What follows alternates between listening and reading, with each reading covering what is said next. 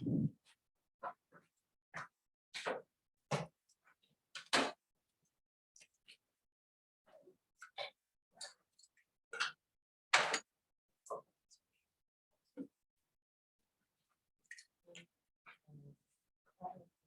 stuff now, so we'll finish, but it's the basic.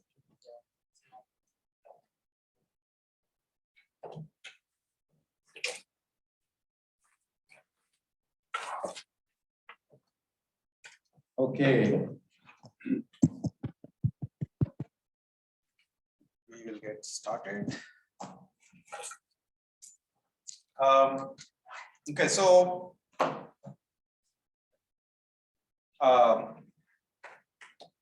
already sent the slides for today. So in case you're looking at them already, and then basically there are like 3 parts to today's class. It's like one of the, I mean, like next week there's no class, and so it's more or less, you know, the class before the last class essentially.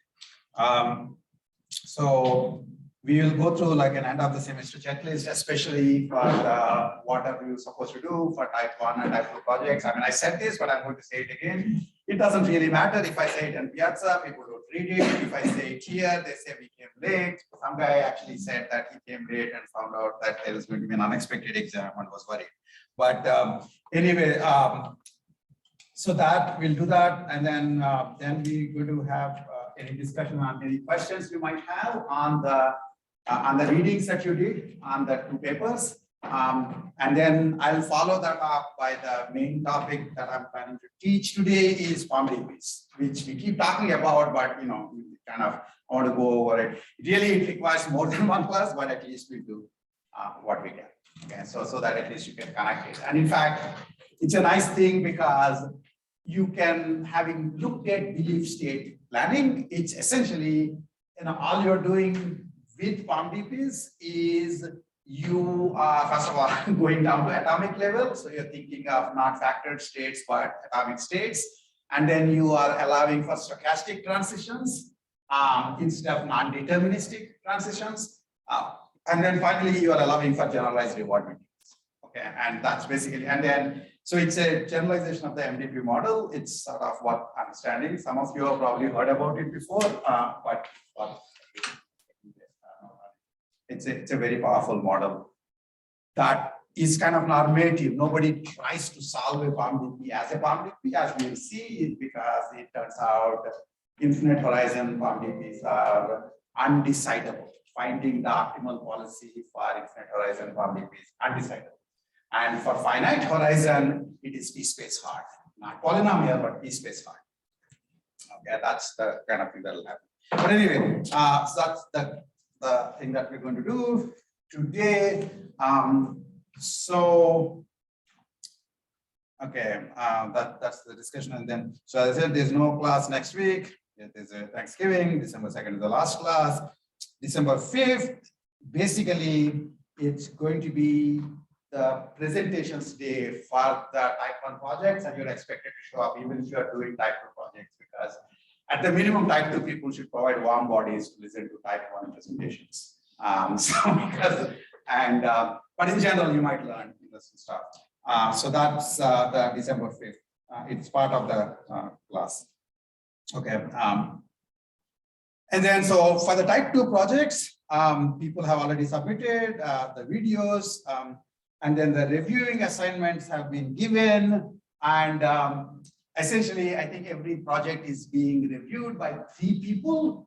The people who did the type 2 projects are reviewing other people's type 2 projects, and it's anonymous reviewing, in the sense reviewer names are not known, although it's not double blind because you know whose paper. So if you're being nice to your friend, you know, what can I do?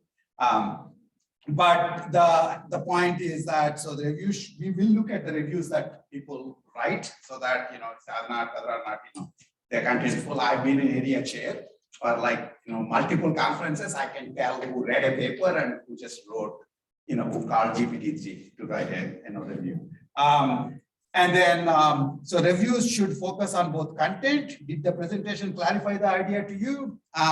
And then the presentation itself. I mean, you know, that's like a somewhat less of important thing, but of course, if the presentation is extremely bad, then even if in fact it was an easy to understand idea, then it might be hard to understand. So there is like, if it's a original paper, actually you can talk about the goodness of the idea completely detached from the goodness of the presentation. But this is, since this is actually type 2 projects are people read 2 papers and they're making connections. So it's like, it's not their work, it is somebody else's work that they're presenting. And so it's still worthwhile understanding, did the teaching make sense to you? That's the aspect. So that's what you're going to do. This is all for people, type 1 people are not involved in type 2, so they don't have to do the reviews, but type 2 people review each other's projects. You can and probably should include questions to the presenters. In fact, I actually expanded the review requirements to add optionally if you have any questions. I mean, if there was an actual discussion in front of you, you may have asked questions. So you can ask that in the review too, right? That's a reasonable thing. And the reason that's important is that so there you would have to have written your reviews by November 30th. Okay, and then that will allow 4 more days before the end of the semester itself, because December 5th is the end of the semester as far as we are concerned, because that's the final exam for us. So the people whose papers got reviewed get to see those reviews, not papers, the presentations got reviewed, get to see those reviews and then respond to the reviews. This is, it's like I'm trying to do like a training wheel version of what would happen if you actually submitted papers to conferences. You submit a paper to the conference, 3 people who don't know you review that. In fact, in most real conferences these days, they're all double blind. They don't even know the name of the person writing the paper. Although, if they happen to have Google, they can just put in the title and find out who wrote it. And then the reviewers write the reviews, and then the authors get to rebut the reviews. I was going to call it rebuttal, but since it's not an original idea that you are presenting, it is somebody else's idea, how can you rebut on their behalf? So you can just respond to the reviews. Like, for example, if there are clarification questions, etc., etc. And so there would be like 3 reviews for your project. Each project has actually a specific Piazza posting in which all 3 reviewers write anonymously. That means they write their reviews such that the names are only visible to the instructor, not to the students. And I think people have already started doing it right. And then the owner of the project, the owners or owner of the project will basically respond to the reviews and write a follow-up. And that basically will get us also extra information. I mean, I in general, I hate write only anything, so I'm making people read. Right? I mean, it's like you just present and nobody listens to it. What's the point? So other people are listening to it. Now that you reviewed, nobody reads your review. What's the point? So let the people whose presentation you reviewed make them read them. That's basically how this are. And if you do it, we basically will check to see whether or not it was done seriously. That's basically what we keep doing. It's not very clear to me that we will have the cycles to make sure that you understood exactly the papers, but we can tell whether you took it seriously. That's basically it. Okay. So that's about type 2 projects. Any questions? What? Yes. Is the recent open review drama? Yeah. The guy refusing to write a review. I don't know what is that thing. I think it was for ICLR. Some reviewer just refused to write a review and he just trashed the paper instead. So what happened? That's nothing. No? I mean, how did they trash the paper if they didn't write the review? They literally just said it's elementary. I'm not giving any feedback. No, that's because of the GPT-3 thing. Oh, what? Somebody basically decided that this paper seems like a GPT-3 paper. No, but I mean, they wrote a review saying I won't write a review. It's like a meta inconsistency. Actually, in fact, if you're talking about it, open review is probably the best review. I just actually, was treating separately that, if the only paper conferences are submitting to are the ones that use open review. Because open review allows more or less essentially kind of a reasonable dialogue with the reviewers. And one of the things about the rebuttal typically is you try to tell them that we will fix this by the end of the camera ready, which wasn't even there long back. I mean, 5, when we ran Triple AI, is the first time we introduced rebuttal into the AI community. And after that, other people copied. But then that has, its time has come to be retired. Now, basically, instead of saying we will fix it, you actually fix it. Yeah. And so that's what open review in some of the conferences allow. So it's extra work for the authors, it's extra work for the reviewers. But to some extent, what happens is that's what journals allow. If you submit it to journals, that's what you would do. You submit a paper, they'll write reviews, you revise the paper and tell how you revised and send it. And then they'll get to say whether or not you actually. So conferences are coming slowly towards that. Okay. Yeah. On the whole, I think the reviewing is a very, very costly process, and people basically get burnt out. To do it right, but it's what makes authors happy and what makes reviewers happy are two very, very different things. And unfortunately, there is the incentive system is such that people writing reviews barely get any recognition, other than saying that you're a good citizen, whereas people writing papers get a lot more recognition because your paper gets in, you get to. So that's a whole entire situation regarding that. But I mean, I thought at least this way, type 2 people, instead of just writing reports which nobody reads, this way actually, I'm at least convincing myself that everybody winds up not only doing their own project, but look at 3 other projects. So that's like 2 real papers, 2 papers you read, plus 6 more papers about which you got a summary. And that's not bad, so at least. Because the thing is, type 1, which we're going to talk about, that's depth oriented. You can spend tons of time on it. And so it's like they're not really comparable. This one is more structured with training wheels. But ultimately, the real papers include, basically, they are type 1 projects which are reviewed like type 2. That's what real, research systems are. By the way, people who came late, feel free to stand up and go get the Raspberry bars if you're feeling hungry. They'll be there all through the class. Anyway, type 1 project, the deliverables are a project report, any reasonable length format to document what you have done. Okay, plus a project presentation. And the project presentation, you get an oral, so that means on December 5th, you get to stand up here and actually present your project for like 8 minutes, 7 minutes plus 3 minutes for questions or something like that. I'll tell you the exact timing. We have like basically 1 hour 50 minutes, but I might extend it a little bit more, hopefully, and so that everybody will get a reasonable amount. And they're like 11 projects. Okay. So, and that would be on 12.5 in front of the whole class. And basically everybody is supposed to come to the whole class. That basically is the culminating last class, and it's part of the thing. So you can't just say, I'm not presenting, why should I show up? So that's part of the. Okay. Any questions on that? Yes. So is the deadline for the type 1 projects being extended to the 5th then instead of the 30th? Yeah, did I ever give any deadline? Yeah, you said the 30th of November. Yeah, no, I think 5th is fine. That's okay. I mean, basically you can get everything and that's it. Okay. So yeah, I mean, extra rope to hang yourself. So yeah, I mean, no, it's fine. I think basically these are the deadlines. I think that gave a little longer deadlines for type 2 too. Essentially, it doesn't make it. Yeah. So in addition to the presentations on December 5th, we will be having an exam, or will that be just specifically for that was unexpected exam, remember? So, yeah, I think so on December 5th, basically we'll have, I know what will be there. So it's like a partially observable world. Some things will happen, other things may still happen. But anyway, so 12.5 would not be a separate exam. Let's put it that way. Okay, this will be that main thing. Yeah. It's the time that's listed on Piazza, correct? Because ASU doesn't have official exam windows. Actually, it is there. That's how I found out. No. I asked. Sorry, I asked the advising office. They sent me the number. So the one on Piazza. That's the one. Yeah, that's when I.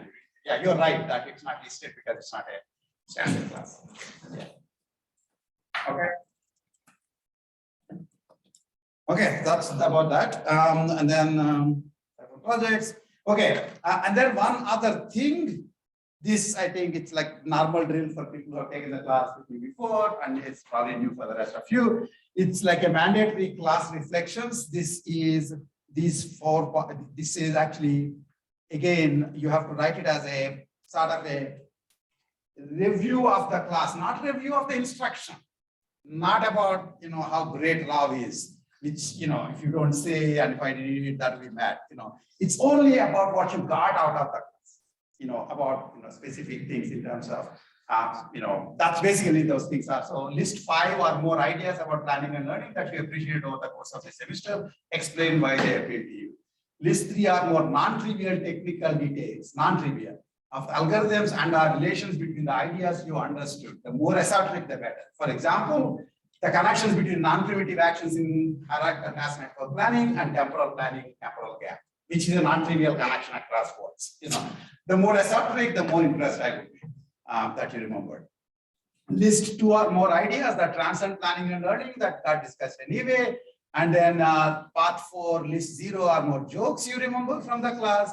And part 5, list 1 or more ideas, topics that you wish to be discussed in the class. And I've been doing this for God knows, however long, maybe 25 years, and it's very, very useful to actually have that. And basically at the top of it, I put this Socrates quote on that thing that an unexamined life is not worth living. So you have to kind of, if you went through the entire semester, you should think of what happened to things. And that's the point. Okay. So that is due December 1st by 11:59. So you still remember, this is like next week, there is no class. So this is all 2 weeks later is when everything is going to hit the fan. Okay. Oh, yeah. Any questions? Yeah. About this slide or about the prior content. Whatever, anything you want. Oh, yeah, sure. So when I was looking at the LUD paper. No, wait, no, we'll talk about the papers in a minute. Let's just, I'm sorry, I'm just saying any questions on the administrative stuff before I shift over to the papers discussion. Okay. Yeah. So questions on belief state planning and robust planning papers that you guys have read. Anything that you want that I may be able to ask.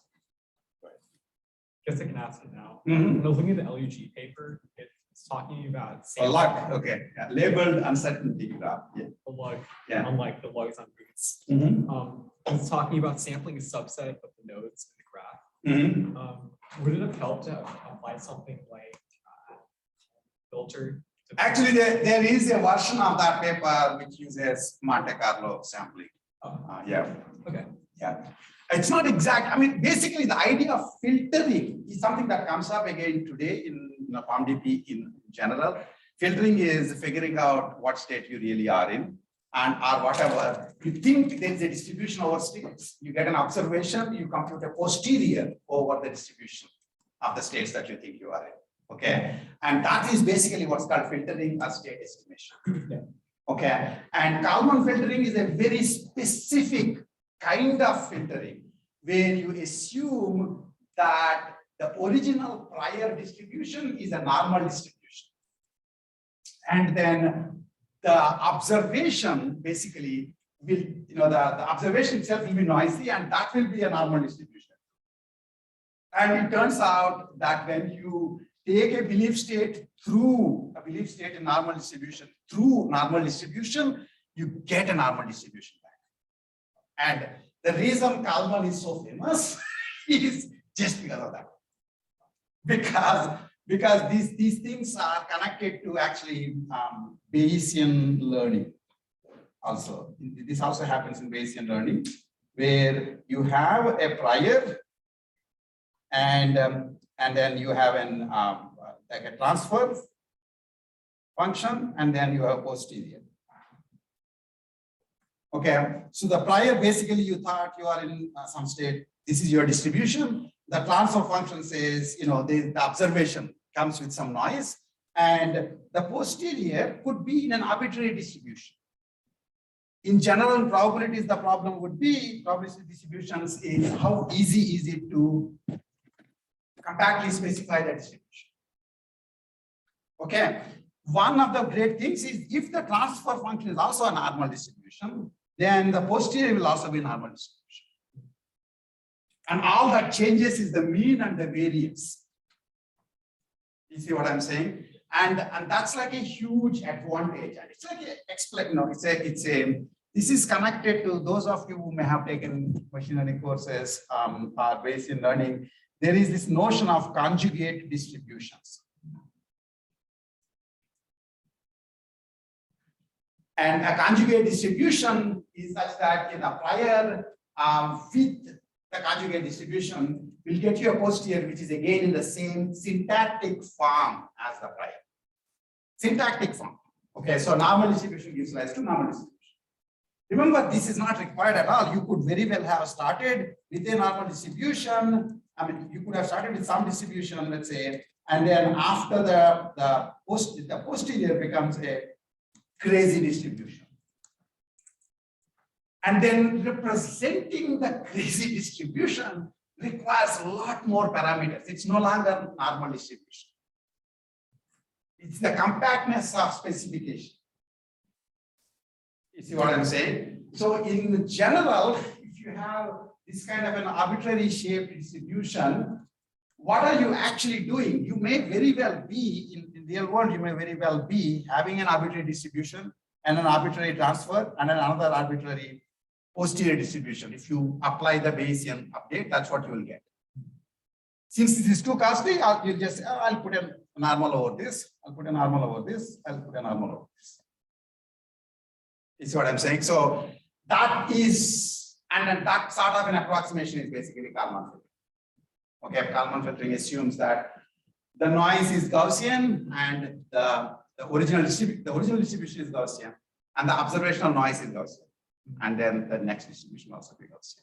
So we'd assume that something like this would make it more efficient. Exactly. So one of the funny things about is the whole point about conjugate distributions. I spend a bunch of time when I teach Bayesian learning. In fact, I taught this in your class. I don't know why you're asking me this question. Anyway. Yeah. Because I said Bayesian learning is an oxymoron. Remember that sentence? Why is Bayesian learning an oxymoron? Because Bayesian learning essentially is just taking prior to posterior. Right. That's it. Okay. Except it is intractable.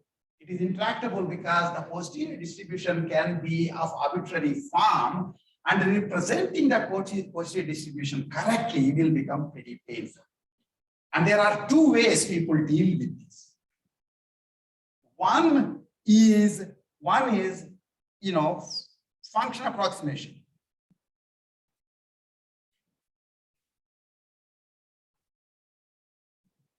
Basically distribution is a function.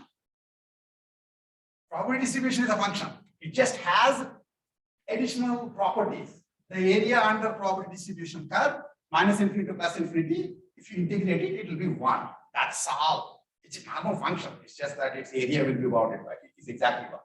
Okay. And so if you are do you know a technique for approximating functions to arbitrary degree of accuracy?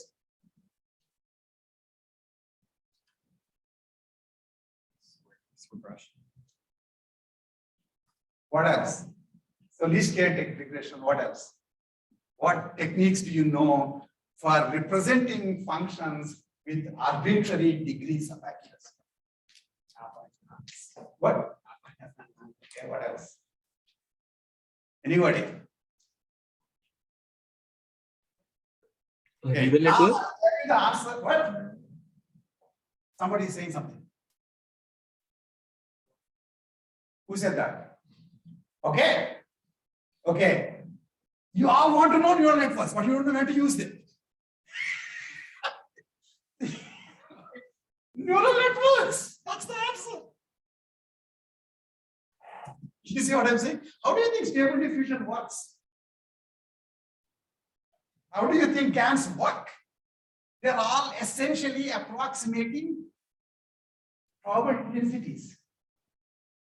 And there are arbitrary probability densities. And basically probability distributions, and they just essentially use high capacity neural network to represent it. You understand what I mean? Please don't make this mistake ever again. I mean, I would feel very bad. You keep saying, I want neural networks, I want neural networks, I want neural networks. The one question that you can use neural networks. That doesn't make any sense. I mean, all the time you're saying for anything, AI is neural networks, except this question, when none of you said, remember that, and you are some of the smarter people because you're taking this class. But, I don't know what the other people are doing. So that's one idea, function approximation by neural networks. Okay. And in fact, if you read what stable diffusion does, it is essentially representing the density. So in general, what you are trying to think of in any of these generative models is that there is a very high dimensional space. So if you have, let's say, this is not even the really high dimensional, 256 by 256 image, where all the intensities are between 0 to 255. That's an image. You pick a bunch of these numbers, then you get an image. Most of these images will be noise. You would say, that's just noise. But some of the images, you start seeing patterns. You say, oh, that's dark. There are tons and tons of darks, but while there are nearly infinite number of these 256 by 256, or even 4096 by 4096 images, high-def images, very small number of them are dots. And in fact, very small number of the images that you can just generate by randomly putting numbers in a 4096 by 4096 matrix would correspond to any naturally occurring scene, even though you think there are like an infinite number of naturally occurring scenes. So what you're trying to say is that there is actually a distribution for the naturally occurring scenes, and if I can learn the distribution of the naturally occurring scenes by having looked at some samples during the training, then once I have the distribution, I can sample from the distribution. If I sample from the distribution, that may not correspond to. So essentially, I look at a few numbers from the class about how you're doing in the exam, and then I will fit like a nice normal curve. At which point now I have a distribution over the month. It's fake, right? It's not that every point there actually corresponds to a real student, but the points there that don't correspond to the training data, those are sampled images. Do you understand what I'm saying? Yeah, so basically one of the interesting things then is that when you are sampling on this high dimensional, this very complex distribution, if you learn the distribution right, anything that you sample would be some kind of a naturally occurring image. You did not know how to say what is a naturally occurring image, you just learned it this way. That's one idea. Okay, whole bunch of the generative image stuff actually works that way. Okay, the other idea is actually simpler and that came earlier, is what's called particle filtering.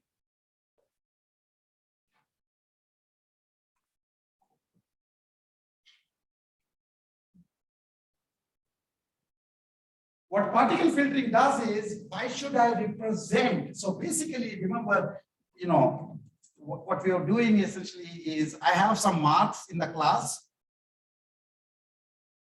and then I fit a normal curve to it. And then I have a transfer normal curve, and then I get a posterior normal curve. That way, basically, I'm remembering the data just as like, mean and variance, instead of all the data points. Instead, I can actually represent the distribution in terms of samples. At this point, this is the probability. At this point, this is the probability.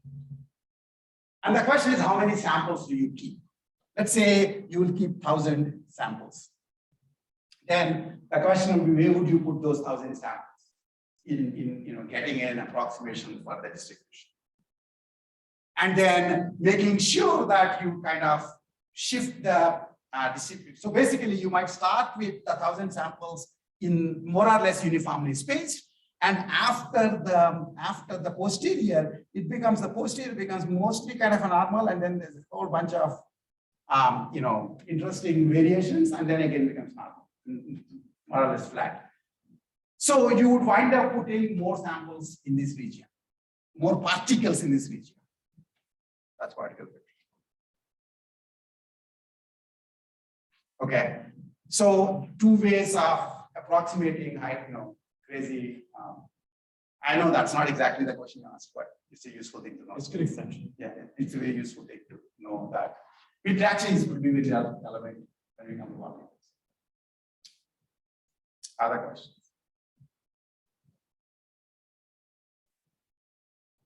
Yeah. What is it? I don't know. I can't see the Zoom chat. They can say it loud. Fair enough. I can't see where the Zoom chat is. If somebody is on Zoom and they have a question, they should just speak up. Okay. Any other questions on the robust planning stuff or the belief state planning stuff? Yes. I was kind of interested in the first one in which they were using Pond, and that was using AO star. That's the first time I'd seen an AO star search. That was just kind of interesting. Why specifically want to use AO stars? No, because it's actually, I mean, so one of the interesting things is, you know, in AO star search is actually a very useful form of search. Okay. In fact, I would argue that you have seen AO star search. You just need to call it AO star search. Do you remember saying RTDP? Real-time dynamic programming, right? So remember what happened in RTDP. What happened in RTDP is you started with a state and then you took an action. You can take an action A1, A2, A3, etc. Right? And then if you do action A1, then you can get either S1, 1 or S1, 2 or S1, 3. You can choose which of these actions you can pick. But you can't choose which of these states you will go into. You understand what I'm saying? So I would argue that RTDP is R branches here. It's R, A1, R, A2, R, A3. And this branch is S11 and S12 and S13. In the sense that it's not that all three states will occur at the same time, but during your decision making, you need to consider the possibility that any of them can occur. You see what I'm saying? So the usual way people will write this would be that essentially, so you would put a thing like this. That means it's an AND watch. Okay, so if it's only R branches, that's the A star search. Okay, so the funny part of it is that, so this is AND R search, right? Then what is A star? It's just R search. Right? If you think about it that way, then it all becomes easy. A star is R search. And AO star is AND R search, where some parts come together and you have to deal with them as a group. And they're actually very useful. AND R search. So it's one of those ideas that basically hasn't gotten, in every once in a while, people rediscover it. Because when I was a grad student, before any of you were born, we used to use this intro to AI, principles of AI by Neil Nielsen. Okay, and Neil Nielsen essentially, let's see if I can, we will show it. I mean, there are pictures that I have taken from this.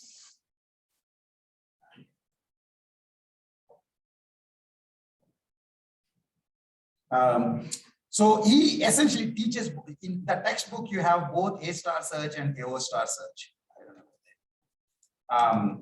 Yeah, I don't have it here. But it teaches, it basically has both A star search and AO star search. AO star search is very useful for this sort of RTDP kinds of things. It is also useful for HTM planning. Right? For example, how do I go to San Francisco? I can go by bus or by train or by car. If it is bus, then I have to do the 3 steps here. That's an AND part. If it is train, I have to do these 2 steps. You understand what I'm saying? The bus one will have 3 sub-problems. The train one will have 2 sub-problems and so on. When you have sub-problems, you have to do all sub-problems. When you have choices about going to San Francisco, you can pick one of the choices. So AOStar search is used a lot in problem reduction search. That's what called problem reduction search. Okay. Originally, then at the level of presenting A-star search, it's typically presented as, instead of normal search, it's a problem reduction search. So if you have a way of thinking of any problem, a big problem can be done in 5 different ways. Each A has like 3 pieces, and each of those pieces have 4 different ways. Each of those will have 3 pieces at least, for example. That's exactly what we did in HTM plan. Problem reduction search can be, very nicely modeled as a search. So, but then every single OR branch would definitely lead to a goal then. No, figuring out is A-star search, and figuring out is part of the search process. I mean, if every branch leads to search, then why do you need to do search? That was another thing. It said that, so I found a link about AOStar, and it said that AOStar does not ensure optimality of solution. That's not true. Some bozo said that. That's the problem with, it matters who said it, right? I don't know who said it. I mean, there is no such thing as AOStar. I mean, I can send you the pages from Neil Nelson's book. It's very well-defined theory. It's just not used as popularly. So, which also means that every once in a while, people nicely rediscover it. You don't get any points for rediscovering A-star search because they'll slap you. But actually, no, in fact, lyrics people once in a while discover A-star search, but not in other places. But AOStar search, you can still rediscover because not enough people remember. Yes, sir. Is AOStar search similar to like an expect-to-match search of like a game? They're all basically RTDP, expect-to-max, all of these can be thought of in terms of and or branches.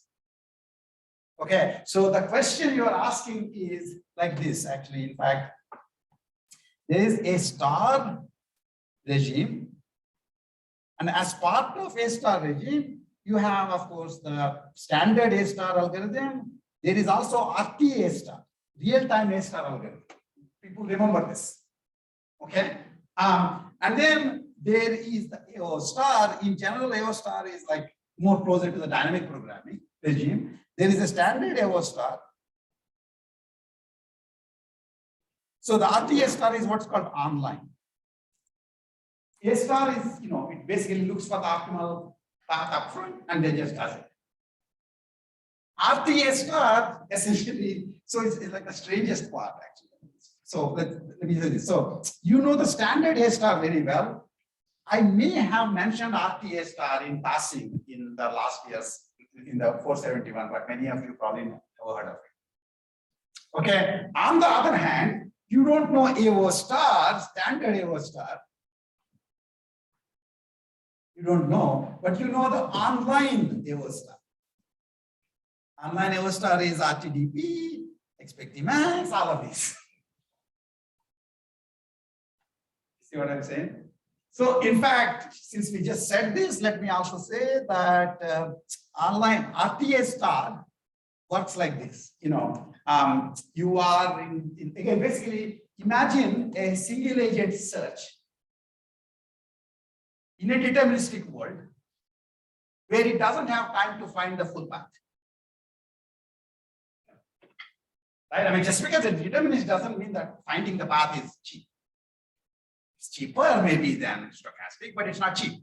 Okay, so then what would you do? You are in the start state, you want to go to the goal state. So basically you consider all the actions you can take from start state. And you know the exact states that will happen here. For these states, you can compute the F values. F is G plus H, remember? Right. And then pick the F value that is the best. And do it. And then again, basically, in fact, you can go as many levels deep as you want. For example, if you have 10 minutes, then maybe you can go, couple of levels deep. Find the F values of the lowest level nodes, back them up. Okay, except the backing is very simple because you just basically always take the min F value. You understand what I'm saying? And then whichever node seems to be, whichever direction, and when you back them up, you'll say the F value on this side winds up being the lowest. So I take that. This reminds you of min-max search. This reminds you of RTDP. You never heard of RTA star. It's the same idea. Same exact idea. Okay. So you guys know AO star's online version, but you don't typically know the standard version. Okay. And one of the other very interesting things is that actually there are very nice papers on this thing called LAO star. So one of the interesting questions about AO star algorithm is if there are loops. So imagine in general, again, as I said, AO star is typically used for problem reduction search.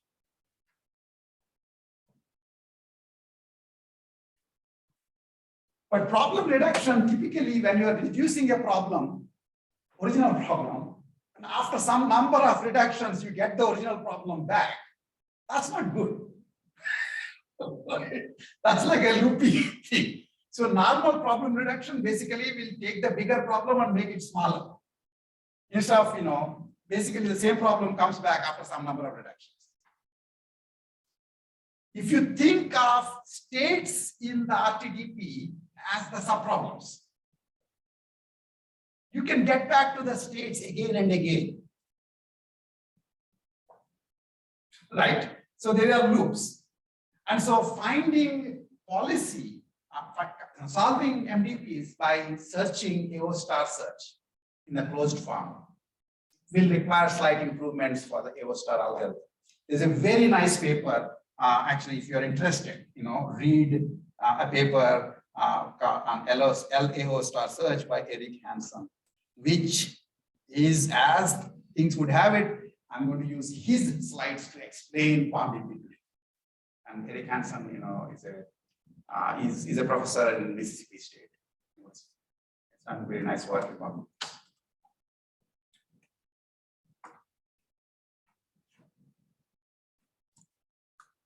Yes. Okay, so my question's on section 7.2 of the MDP book. I have no idea what it is. Okay, ask me the question. So I think Avi last lecture asked what the RL version of temporal planning is, and you pointed out like these MDPs that take into account durations, connections, right? Yeah, okay, the mouse something stuff. Okay, yeah. Yeah. Okay. Yeah. So I know that if you want an MDP to be concurrent, you have to consider every possible, you have to consider the power set of the actions as your action space, right? Which is really expensive. And if you wanted to solve an MDP like this, is that even conventionally feasible to do? Again, actually, so this gets us to, this is an interesting thing. So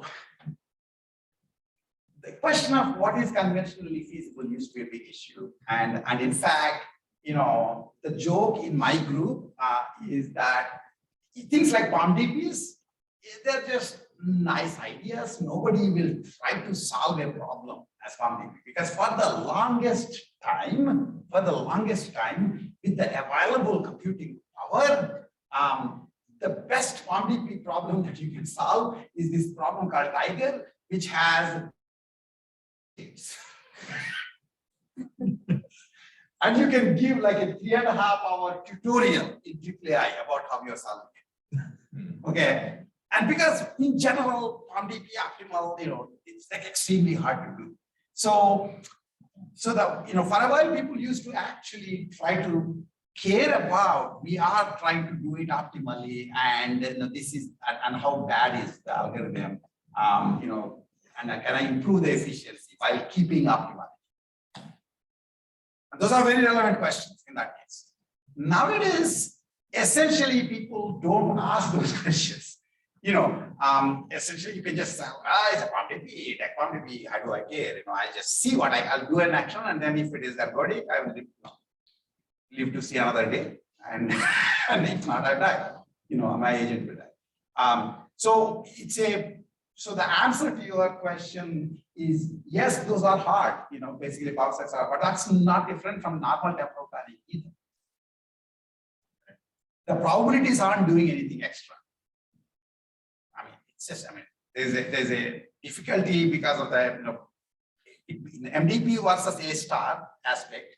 But then if you're doing A star with temporal extent, that would be hard too, because you have to again consider power sets. In general, if for example, by the way, first of all, actually, so power sets are not really enough. Power sets are bad enough, but it's not really enough. Okay. That's why basically power set idea is like the lengthening and fattening idea that I talked to you about as part of SAPA. Okay, but really you could have considered the power set idea instead of lengthening versus fattening. You can always push choices into the search space and fill it. And the search space becomes bigger, but individual, one node task would be looking simpler. So in fact, you could have done finding instantaneous actions. If you consider the following simple question: can I do strips plan, which is instantaneous actions, but I want it the maximally parallel strips plan. That means at each time step, I essentially, so I want plans like this: start, do these 3 actions, and these 4 actions, these 5 actions, these 4 actions, these 2 actions, go. That's a, partially, that's a parallel plan, quote unquote. Okay, so the idea here is, unlike normal planning that we looked at, normal classical planning, if you have like, a plan like this, right, and then there's the start and there's the end, then in a sense, it's basically you're saying this, something of that kind. And so you would take like a topological sort, and that is the solution. You are not actually searching for the parallel plan, you're searching for a sequential plan, but the search space, you organized it such that it will actually search in the space of partial plans, they have parallelism. But if you are actually interested in finding this kind of plans, finding plans that are maximally parallel at each time step, because they're instantaneous, so there is no such thing as 2 actions being parallel for more than 1 time step. If you're trying to find the maximally parallel plans, you can do this by normal strip search, except instead of looking at single actions, you look at subsets of actions. And I can show you essentially one of the biggest things in the planning community is people would think, well, this is not, that may not be needed. I will just find a plan, a single plan, a sequential plan, and then parallelize it. The problem with that is I can always come up with pathological examples where the post-processed version of the sequential plan is not as parallel as the optimally parallel plan you could have computed by actually searching in the space of power sets. You might say, why do I want to do this? It's basically, I don't care about that kind of instantaneous action parallelism. And the problem with, Maussam's work on that part basically is essentially it's taking that to the probabilistic case. Okay, and there is really no reason why you need to have that kind of parallelism. There is a difference between parallelism and concurrency. Okay, and concurrency might actually be needed sometimes to solve a problem. This, you never have needed this kind of a plan to solve the problem. This was just to make yourself feel good that I'm doing maximally parallel. I want to get the maximal parallel patch. Since you asked about it, I know, ask me to remind me, I will send you a blog article I wrote once, like a million years back, before Twitter, before the actual blogs, yelling at planning people who were confusing, including Mausa, who's a good friend, who are confusing concurrency and parallelism. And in fact, the required concurrency paper that we looked at in this class came after their concurrent MDP work. Where they were having trouble, we were having trouble, and then we all got together and wrote that. But coming back to your thing, yes, if you want certain kinds of properties and you want probable optimality, yes, you have to search in the space of power sets. Actually, if we ever get to, hopefully if we get to POMDP, you'll see this issue all the way, because finding optimal value function, value iteration is actually possible, but it's only possible in a kind of a spheric sense, because the value function can be infinitely crinkly. And so just remembering the value function becomes very costly. Okay, so then you give up on optimal. Other question? Yeah. So in the robust plan paper, if you read, so there there was this interesting discussion that as the domain incompleteness increases, because of the strict limitations set by this PFF, the plan length and as well the time to compute the plan is also increasing. And there was an argument that maybe in a later work that it can relax it, and that will help in reducing the time to compute. So that was like a small paragraph at the end, but nothing more elaborate about that. So, not sure I'm able to get it. Yeah, I'm author on that, but okay, I just years back, yeah, I just read what it says.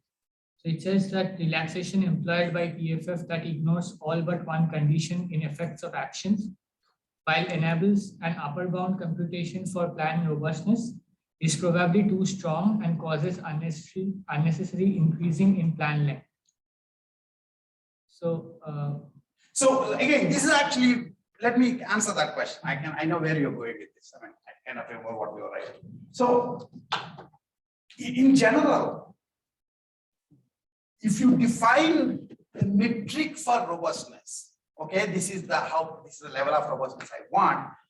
You can always robustify plans by doing additional actions, and that may just be too costly.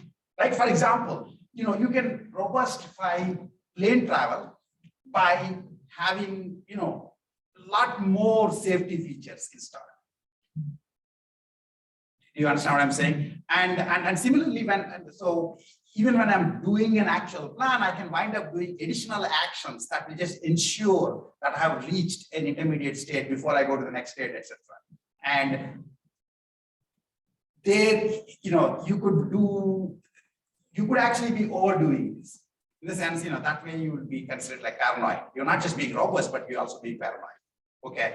And so in general, if you are saying, I only need a certain level of robustness, for that level of robustness, I might be able to get by with a smaller number of actions in the plan.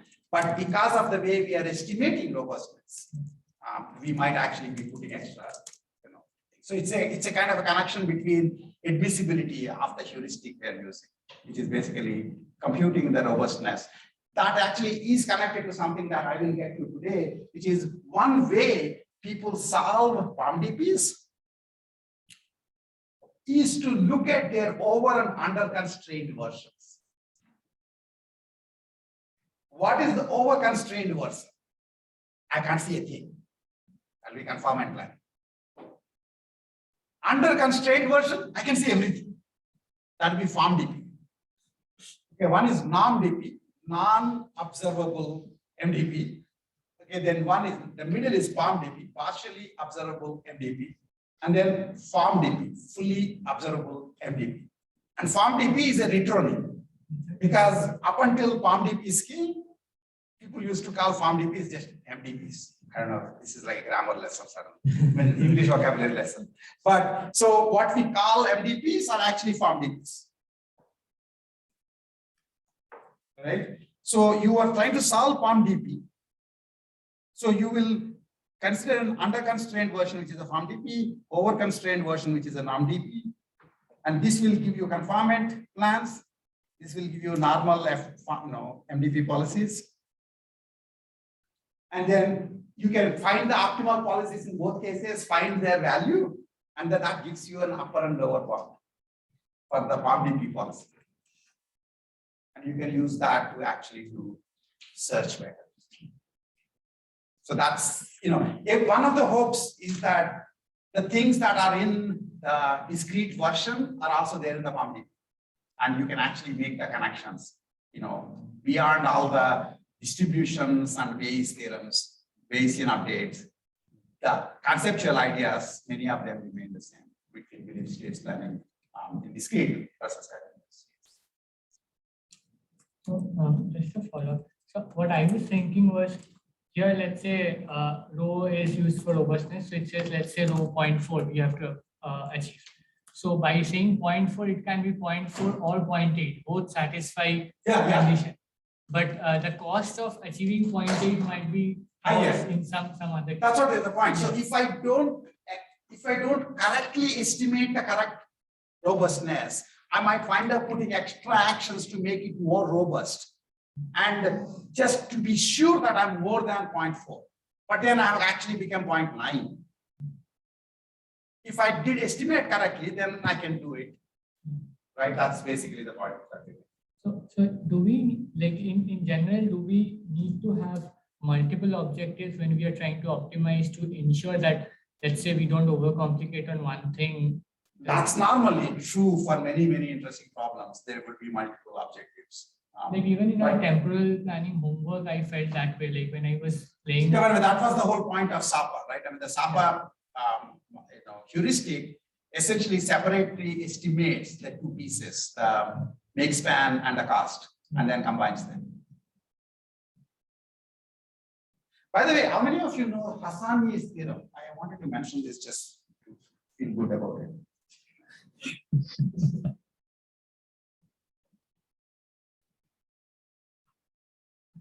Look it up in Wikipedia. Basically, Hassani's theorem, he got a Nobel Prize. Is essentially that any multi-objective problem, optimally solving any multi-objective problem using Pareto frontier. Multi-objective problems are solved using Pareto frontiers. Okay. It can also be solved for any multi-objective problem. There exists some way of combining the objectives. Alpha times first one plus 1 minus alpha times second one. Such that that guy's optimum corresponds to what you found in the Pareto.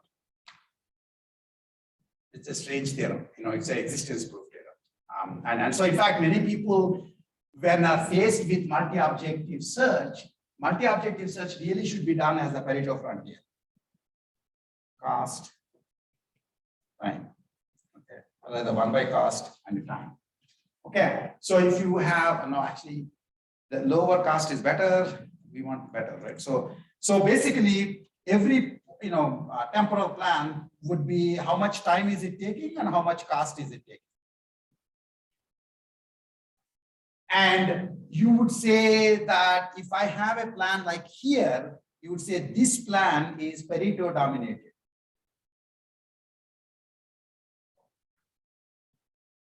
Because this one, there is this other one, which is better in time and better in cost. Why would you take this? Whereas these two are on the Pareto frontier because one is better in cost, one is better in time. You don't know which is better overall because it depends on how people combine cost and time. As I mentioned, different people combine in different ways. And what Hassani is saying is, if you solve the Pareto frontier, basically find the optimal that way, there does exist a way of also solving it with an alpha, where alpha is not known. Okay, just an existence proof. Such that solving it as a normal single objective by combining the two objectives would have given you the same optimal solution. It gets tossed about once in a while when you're reading papers. Yes. I had a question about the robust planning paper. So Mhm. I was confused. They formulate their plan as like an action sequence. But in general, I thought it might be like more typical to formulate it as like a policy. Yes, you can. You Is that can. would be more robust, especially for like there's. No, but I mean, it all depends. I mean, the question is if you can do policy. Policies don't come easy. You can do policy if you can do observation. What if there is no useful observation you can get? Right? I mean, the maximally robust ones probably would involve, even if, I mean, this is so robust, bomb in the toilet problem. The answer to that is so robust that I can close my eyes and it will still work. So, clearly if you can get observability, I mean, in fact, where does the observability stop? For example, if I can actually observe whether or not one of those possible preconditions is a real precondition, I can do even better. So they're able to use a sequence because they can basically like put the bomb in the toilet or some other assumption that lets them solve the problem like blind. Yeah, because in that particular case, you are actually solving the problem as a conformant, probabilistic conformant planning problem. You're not considering separate, because it was a normal classical planning problem with unknown initial state, with partially known initial state. And basically partially known actions, which can be translated to partially known initial state. And then for like a conditional problem, do you have to use like a policy? Yeah, but a conditional plan is a policy. In fact, if one of the funny things is POMDP policies, the way you understand them is as searching in the space of conditional plans.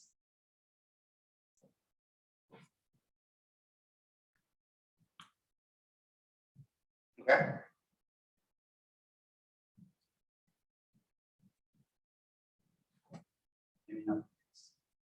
Yes. Just this conversation about robust planning. It's just, how do you set a cap on robustness? Because if, No, if I don't know. I mean, how do you set a cap on anything? No, it's same with it. I mean, it's a question of, I mean, yeah, I think basically that's a very different issue in terms of trying to figure out. Actually, I would say, so robust driving. Okay, how do you set a cap on robust driving? You basically see, we'll try driving, and if people are dying and there's too much of a pushback, we'll say, okay, fine, we'll put a little like a airbag. In the original cars didn't have airbag, you know that. Of course, original cars also were going like you can walk faster than them, but so there was not much of a problem. At some point of time, people started complaining that people are dying, and so you have to put a so the need for what is the goal of robustness? The goals are typically like that's externally specified. So in general, you can say how costly should it be, how robust should it be. That you assume that there are some other way externally there is a reason to make it at least that robust. So would you evaluate the robustness of a plan while formulating the plan or after the plan's been formulated? No, but the point is, if I know the robustness requirement, then I'm searching for a plan that has that level of robustness. Basically. Okay. So that's what that robust planning thing is. Basically define what robustness is, and it was trying to say, by my search, I will guarantee that it will have at least this much robustness. And it's the same thing, I mean, as to where is that robustness coming, where is the cost coming? How do you decide how costly should the plan be? The planner doesn't get to decide. The planner is told. You could also say, for example, optimally robust under certain constraints. Because if you say optimally robust without any constraints, then you can just make paranoid plans. You see what I'm saying? You have to put some, subject to the cost constraint. You shouldn't be, the total plan cost, execution cost cannot be more than $3 million. Make it as robust as you can. That's pretty much what we do in terms of how many, how many, you heard that joke, right? So the black boxes on the planes, why don't they make the entire plane with the black box? That way it would not, when it dies, and the plane falls down, the black box, remains indestructible. So we know the technology. Why don't we make it? It's too costly. Nobody can afford to fly at that point. Right. So there are cost considerations with respect to that. You try to increase the robustness. Yeah. So in the robustness paper, they talked about planning in like incomplete domain descriptions. So does that imply like a fully observable state? And then I have a follow-up. No. Incomplete domain description. So yeah. So it is assuming a normal classical planning with completely, observable initial state, but the model is incomplete. And what we did is you can convert the model incompleteness into state incompleteness. The only difference is that normally when there is a state incompleteness, there may also be sensing actions that will tell you, if you spend time, what is the value of that query. You are not given before, but then you do that sensing action. All medical tests exactly do that. Right? Whereas when you are pushing the incompleteness of the action model into the initial state, you assume there would not be any sensing actions, which actually means if there was sensing actions, then you should have known what the initial state of the preconditions of action for the plan are by asking the expert before. You won't learn it during the planning, during the planning phase. Okay, so you basically have to solve it as a conformant plan. So, but if it was like online planning, like you were able to like plan as you like take actions, then you could observe like. That's a very good point. That's a very, very good point. Actually, I don't know whether I mentioned this. When did I mention this? But there is a set of papers by Chang and Amir. Yeah, this guy is Eyal Amir. And Chang, I forgot the first name. Chang is a student. But they have basically done exactly that. And if you send me a mail, remind me of the kids, I can send you the links to them. They will essentially do the action and then try to learn the action model. Because in general, that is the way of solving this problem. I mean, if I don't know the action model, why don't I just learn it? Well, where are you going to learn it? You have to act in the world, or somebody gave you, the information from outside. But then when you act in the world and you're slowly learning the action model, it is possible, but it also then all these interesting questions about non-algorithmicity, etc. will come into play. That's a very good question. This is the same thing as that robot needing to crouch and put his hand inside before moving, knowing, not knowing whether that's a precondition or not, which we had discussed. No, that is actually, again, a very interesting. They're two different models. Much of the robust planning thing is with respect to a single agent. It just doesn't know the environment model well enough. In the other case, the robot knew that it's supposed to crouch. It's just the human who didn't know that crouching is needed. So that basically makes the human be surprised. That's it. Like what Tommy said, that you can try to execute something and figure out those preconditions and actions. No, that basically what you're doing there is not the robot learning. It's a question of who is learning, right? It is not the robot learning. It is the human learning and the robot teaching. And that is possible. You actually, when you are trying to collaborate with people, you try to make them understand your limitations, etc., by actually having a conversation with them beforehand. Do you understand what I'm saying? Like, for example, if I can't lift this, look at me, my friend. Okay, if I can't lift this, right, I can, and then you say, okay, Rao cannot lift it. You understand what I'm saying? Whereas you would normally assume that Rao should be able to lift a damn duster. Why should be? So I act like that. I basically do a huge song and dance show to kind of let you realize that it's so hard. It reminds me of the Seinfeld episode, but I can't mention that. But so that's the way. Then you basically, I am making you learn my model. Then it'll become explicable. So if upfront, you assume that I'm supposed to, erase the board, right? And then you expect any normal person will pick the duster and erase it. And you see me take my t-shirt off and start erasing them. you'll be surprised. What the heck is wrong with Ra? Right?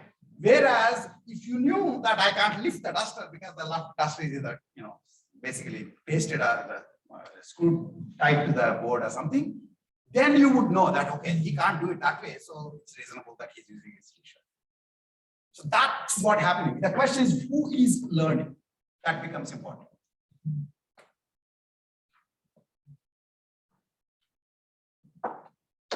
Any questions? Okay, since we're kind of in the, actually we are in the point, why don't we take a 15-minute break? So we'll start again at 2:55 and I'll try to get to that stuff. And please have some lesson.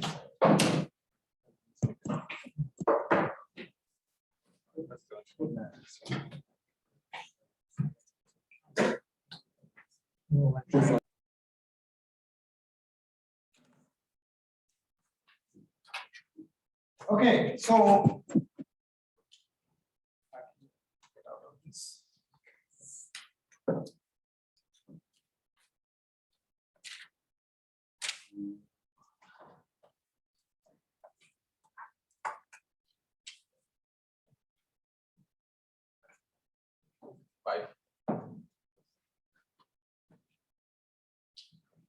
okay, so I'm just going to walk you through POMDPs, and then you can. I'll also give you like a textbook level reading, that you can get to increase your understanding. So basically, it's just a generalization of the MD model. By the way, there is an attendance list going. Make sure that it is signed.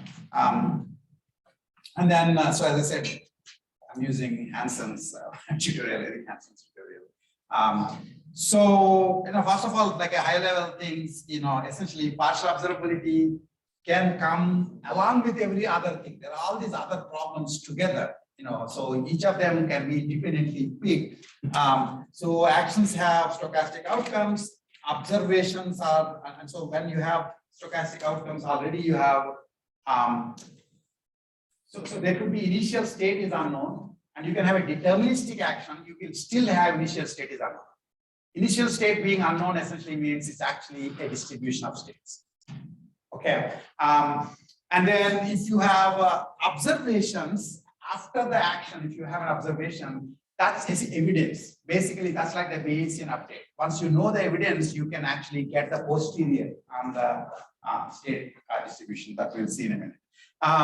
And if all you are looking at is you have a fixed policy and you're just trying to update your state estimation, that would be called filtering. That's the Kalman filtering question that you asked before.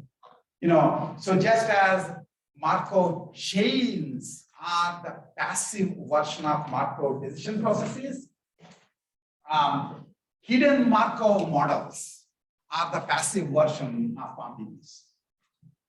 Okay, and in fact, so HMMs are used all the time in speech recognition. Originally, that's what they were used because you hear something and I actually meant to say something with the noise, etc. You actually only have an observation of what you heard me say, and you want to know what I actually said, even if I mispronounced it or something. Right? That's the usual HMM problem. So problem requirements change. In these cases, one of which is if you have non-determinism and not stochastic, then you have either strong plans, that means these plans will work all the time, or weak plans, that means at least they reach goal state once in a while, which is what you did in the belief state planning, because there is no actual numbers to the probabilities. Okay. The moment you have actual probabilities to associated with either the incomplete about either the state distribution or the action effects, you can start talking about degree of satisfaction. For example, the robustness was converted into degree of satisfaction of a conformant plan. Okay, and then of course, most generally, you can consider talking about expected value, maximizing expected value. Okay, and so by now you already know that basically POMDPs are not Markov in the state space that they see, because they're only seeing incomplete states. But that basically means whatever you see, you can always assume whatever I see is the only state. Okay, when the problem with incomplete states is what you see, you might assume is everything that can be seen. You understand what I'm saying? And it's incomplete because you are wrong. You know, it turns out that there are things that you don't see. And so you could always assume that, well, I'll ignore the things that I don't see and I assume whatever I'm seeing is the state and try to do an MDP formulation. And what happens in that case is it's no longer Markovian. And in general, I'll mention it later on. In essence, the best way to think about why that is the case is, like I like it to think of blind spot. When you're driving the cars, if you don't have one of the most state-of-the-art cars, if somebody is in your blind spot, you basically change lane, you will jump into them, right? So the question, of course, is, right now my state looks as if there's nobody. I'm looking at the rear view mirror, there's nobody. On the side mirror, there's nobody. So the state says there's nobody in the other lane. You see what I'm saying? So this is the state that I'm seeing. And if I assume that is the complete state, then I will turn into the next lane. I'll get hit. Sometimes, not all the time. Okay. And so the question is, how do you stop it? What do? You basically, the way you deal with the blind spot normally is one of two things. One is, of course, you have a pretty limber, neck, so you can kind of turn like this and see what's going on in the back, and which point you probably hit the front car. Okay. Or you keep track of the rear view mirror. I'm teaching you now driving. Okay. So you keep track of the rear view mirror. And then you see there's a guy in the car. There's like this white car in the rear mirror in the right hand side lane. And then after a while, the white car passes. While it is passing, you're continually monitoring, sort of, the rear view mirror.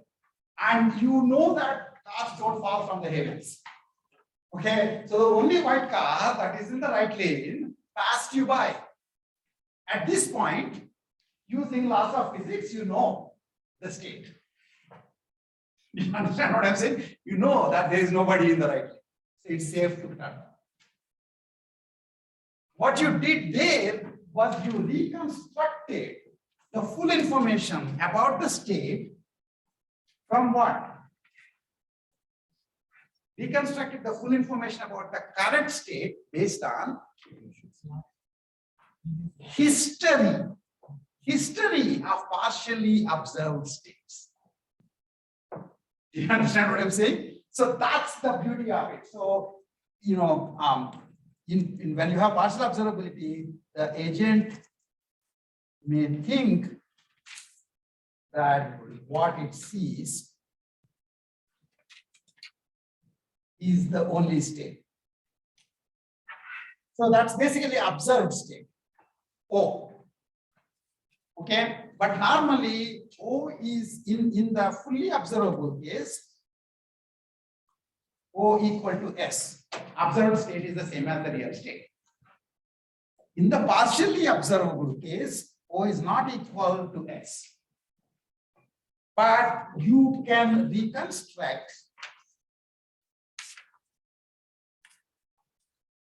S from history over O.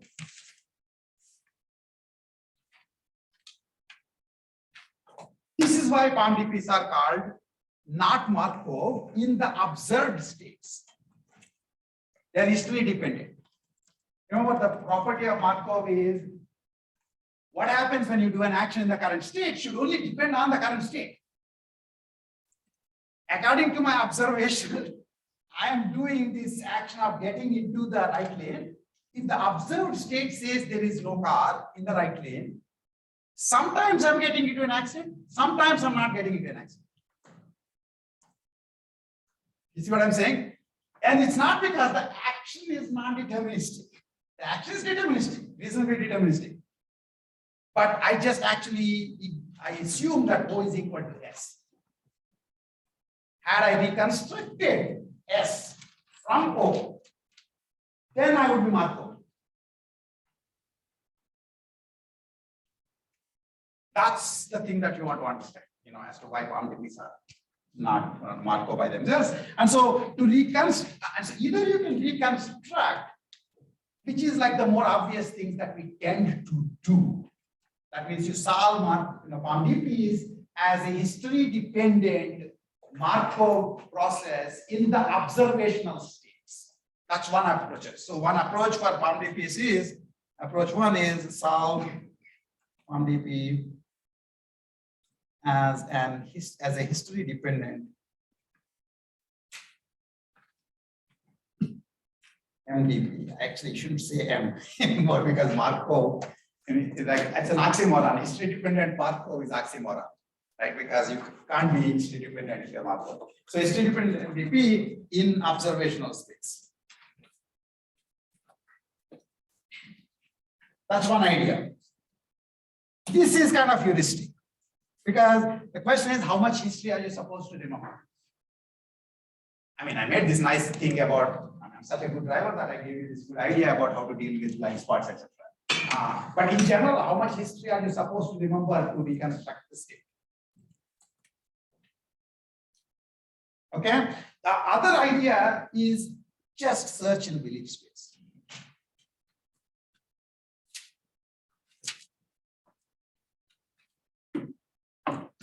Belief space is basically belief states with a distribution over them. So belief states are, so what we are thinking about it is the strips belief states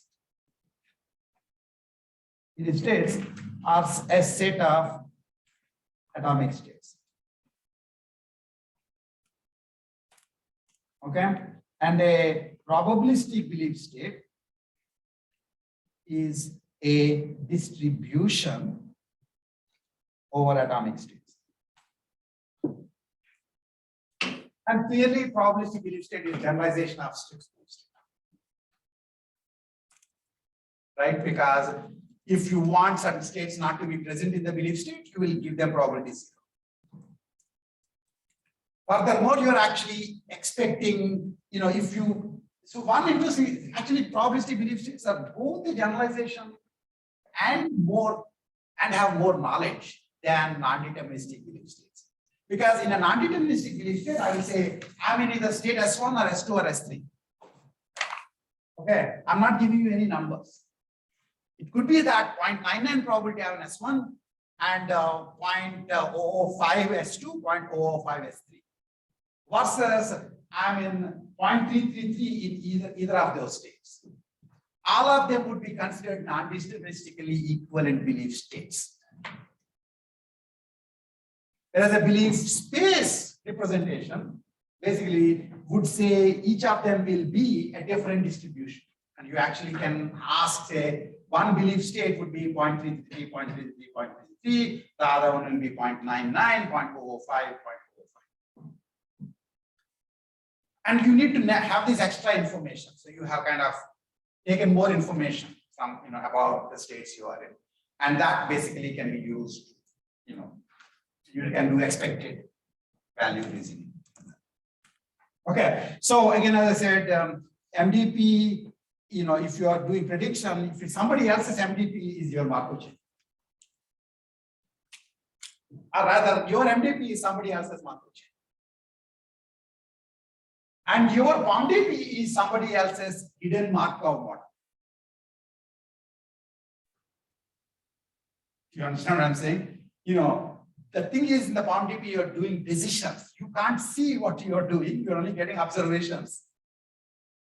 But based on the observations, you're actually making actions. And somebody else is watching you do this, unless they happen to have. One of the one thing that's wrong about my analogy is that there is no reason why your limitations of observability are the same as other agents' limitation of observability. Right? I mean, the entire horror movie genre works because don't go there, stupid person, don't go there, there's problem, stuff going on there. And then they'll go in anyway. Or if you imagine you have like the God's eye view of the road, And you'll say, oh, this bozo is about to make a, a right lane change and is going to have an accident because you see more.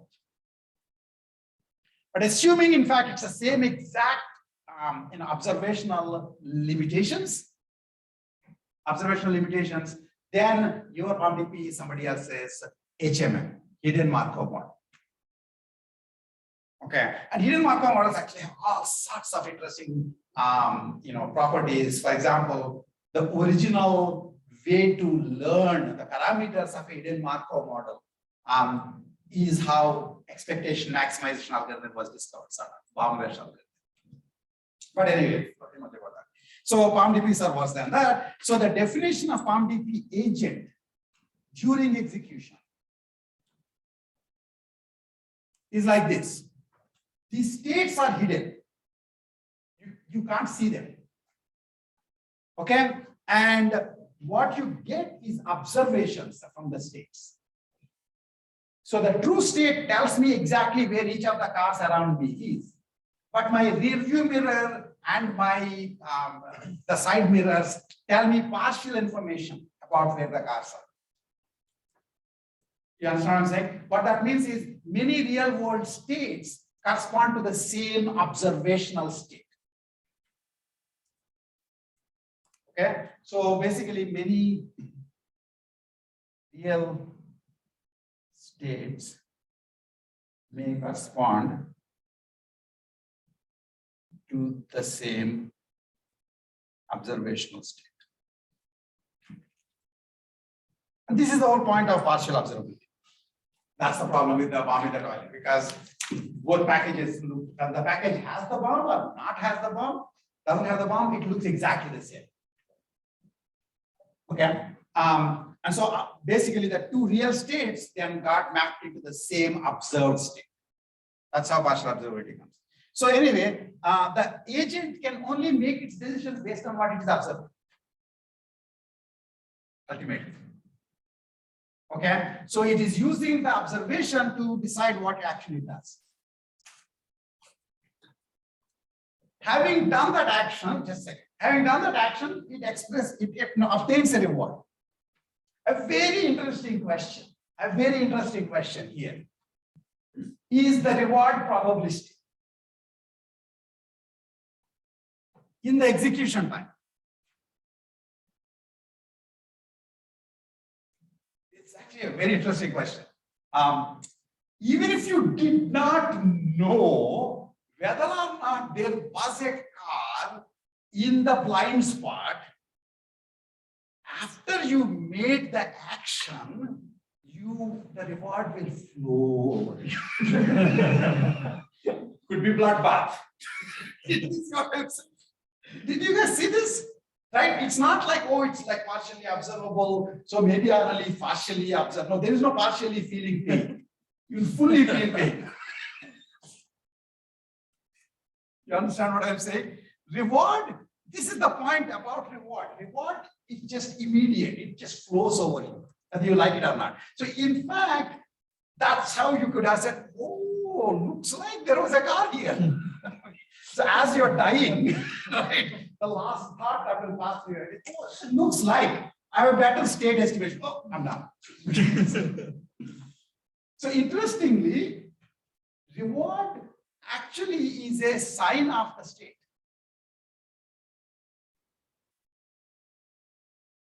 During execution. But during planning, you don't know which state you will be in. So it is basically during planning, the way you would be thinking about it is that you think you are in a belief state, which is a distribution over states, and you do an action. You get, based on the action itself,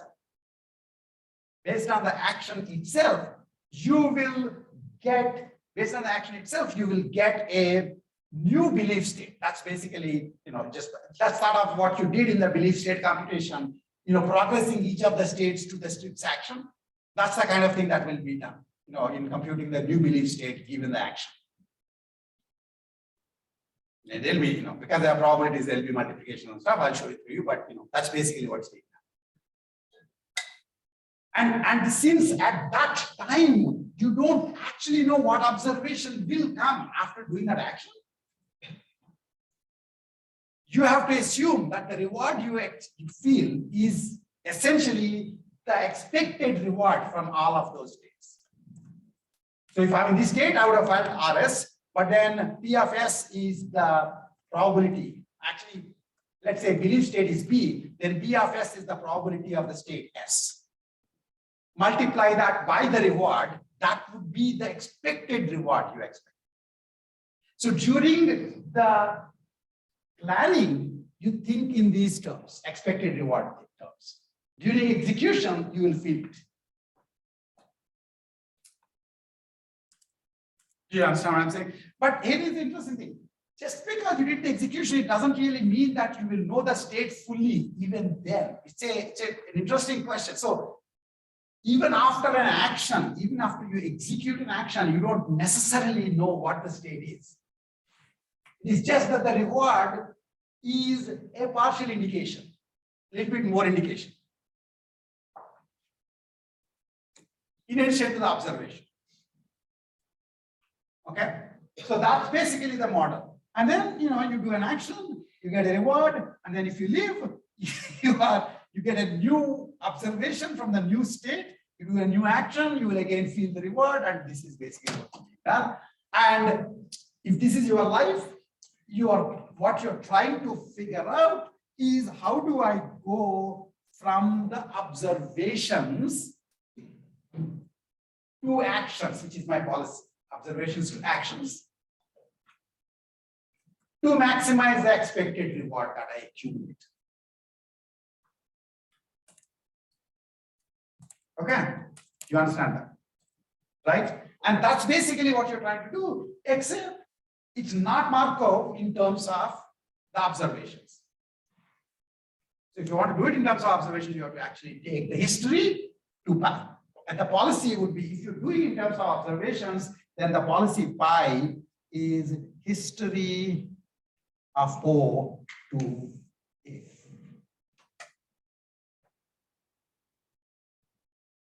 Basically the previous set of sequence of states that you went through to the action, the next stage. Markov basically considers the end of that sequence and just says what the next action is. Okay, and then the belief state thing would be, so normal MDP would have basically said, normal MDP, I would just take S to A. POMDP basically does this, POMDP the history model, and the POMDP belief state model. I don't know, whenever I say BS model, I feel bad, but POMDP belief state model basically says pi takes B to A. The current belief state. You have to, it's not an easy concept to wrap your head around and to understand. So doing reasoning over belief states is the best way to implement POMDP algorithms. Do you solve POMDPs in your life? Your entire life is a POMDP. You do solve a POMDP. And what you do in POM, basically the way you solve it typically is more like this. But you don't sit down trying to say, am I doing the optimal thing? Right? Whereas if you're trying to do the optimal policy and you want to prove properties, etc., it's easier to think in terms of belief states. Nobody really thinks in terms of belief states. They think in terms of when they're, humans are doing it. I'm just acting as the representative of humans. They basically just use history, which is why the belief state formulation is a little mind-bending because it's not natural for you. The MDP formulation is very simple. I see the state, I do the action. The POMDP formulation will be, I see the observation, I do the action. And you can't do that. I see the observation, look at all the previous observation, I decide to do the action, which is the history-based formulation of the policy. It's actually doable. And in fact, that's what we tend to do. But if you want to actually prove properties, it's so much simpler to think in terms of relations. It is not natural, but it's actually computationally a lot more interesting way. Yes. So are the arrows represent like a dependence relationship? What? The arrows on this graph, Mm-hmm. what do they, the edges represent? Is that like a dependence? So basically, actually, you can think of this as base nets, honestly. Okay. So yes, basically they are like the base net formulation. Okay. So in the base net, every node has a CPT, which is in terms of its immediate parents. And if you use that, then that basically makes sense. CPT is a conditional probability in terms of, so the arrows tell you, so for example, this S1, its immediate rewards are, its immediate parents are S0 and A0.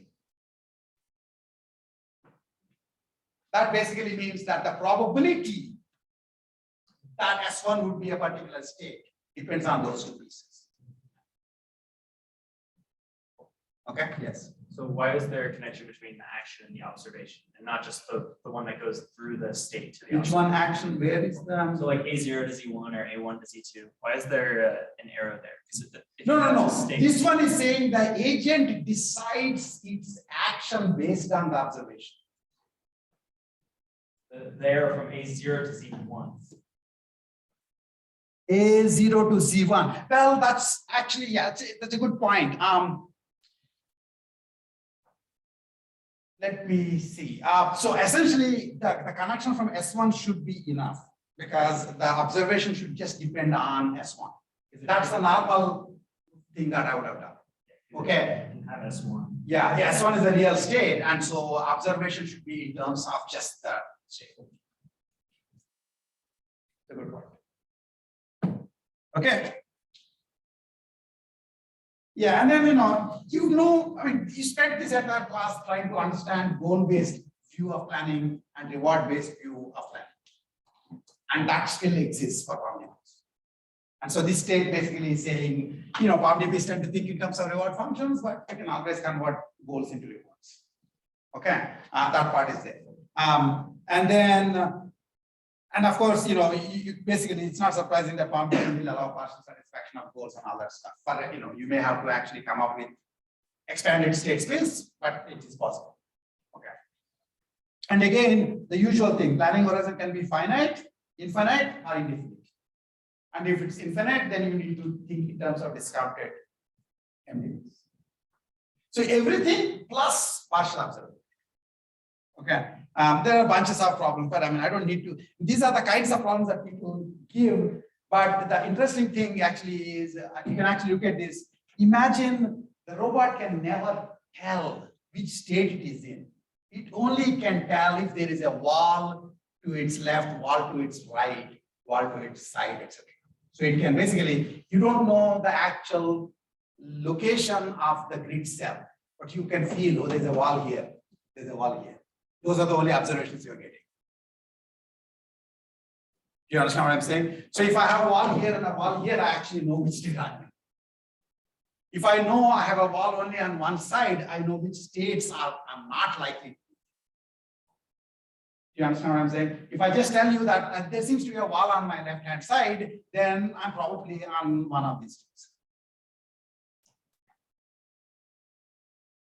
You see what I'm saying? So you can actually think of the same exact grid world, but now you don't know the state. You only feel the walls. And that wall feeling is the observation that you get. Okay, and then you can think of POMDPs in this. And in fact, one of the interesting things then is that the belief state would be essentially kind of numbers in each of these things. Blah, blah, blah, such that all these numbers add up to the probabilities. You see what I'm saying? So, and in fact, if I can go forward, I just want to show you this. Come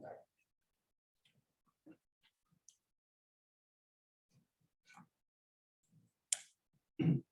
Yeah, look at that. Okay, this one I actually made a copy of it from the Russell Norrig's fourth edition before coming, and then that's why it's just a cell phone cover.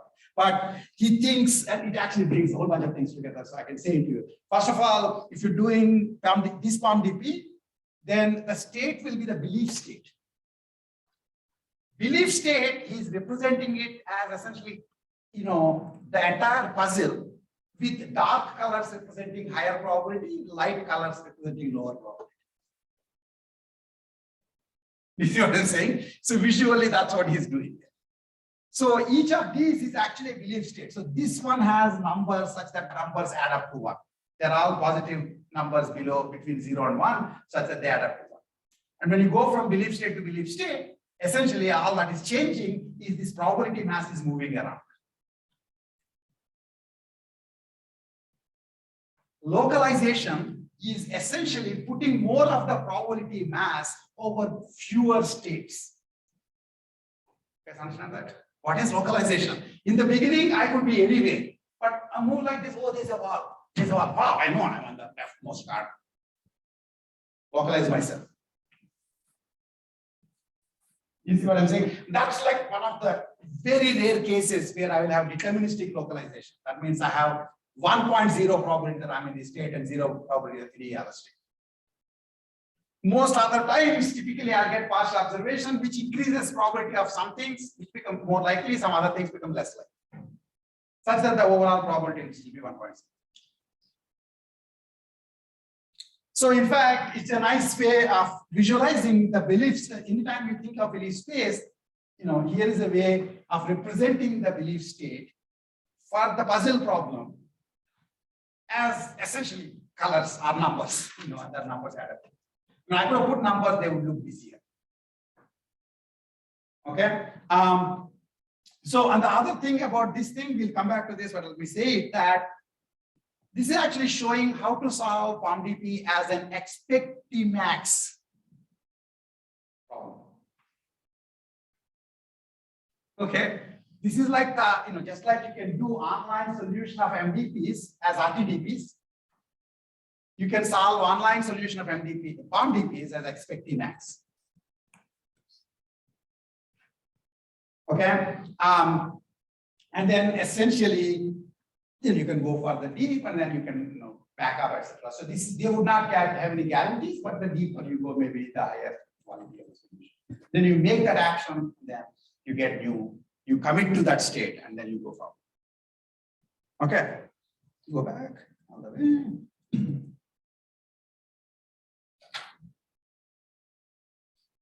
Yeah, okay. Yeah, okay. So this is a robot navigation example. There are lots and lots of examples. Everything is a POMDP.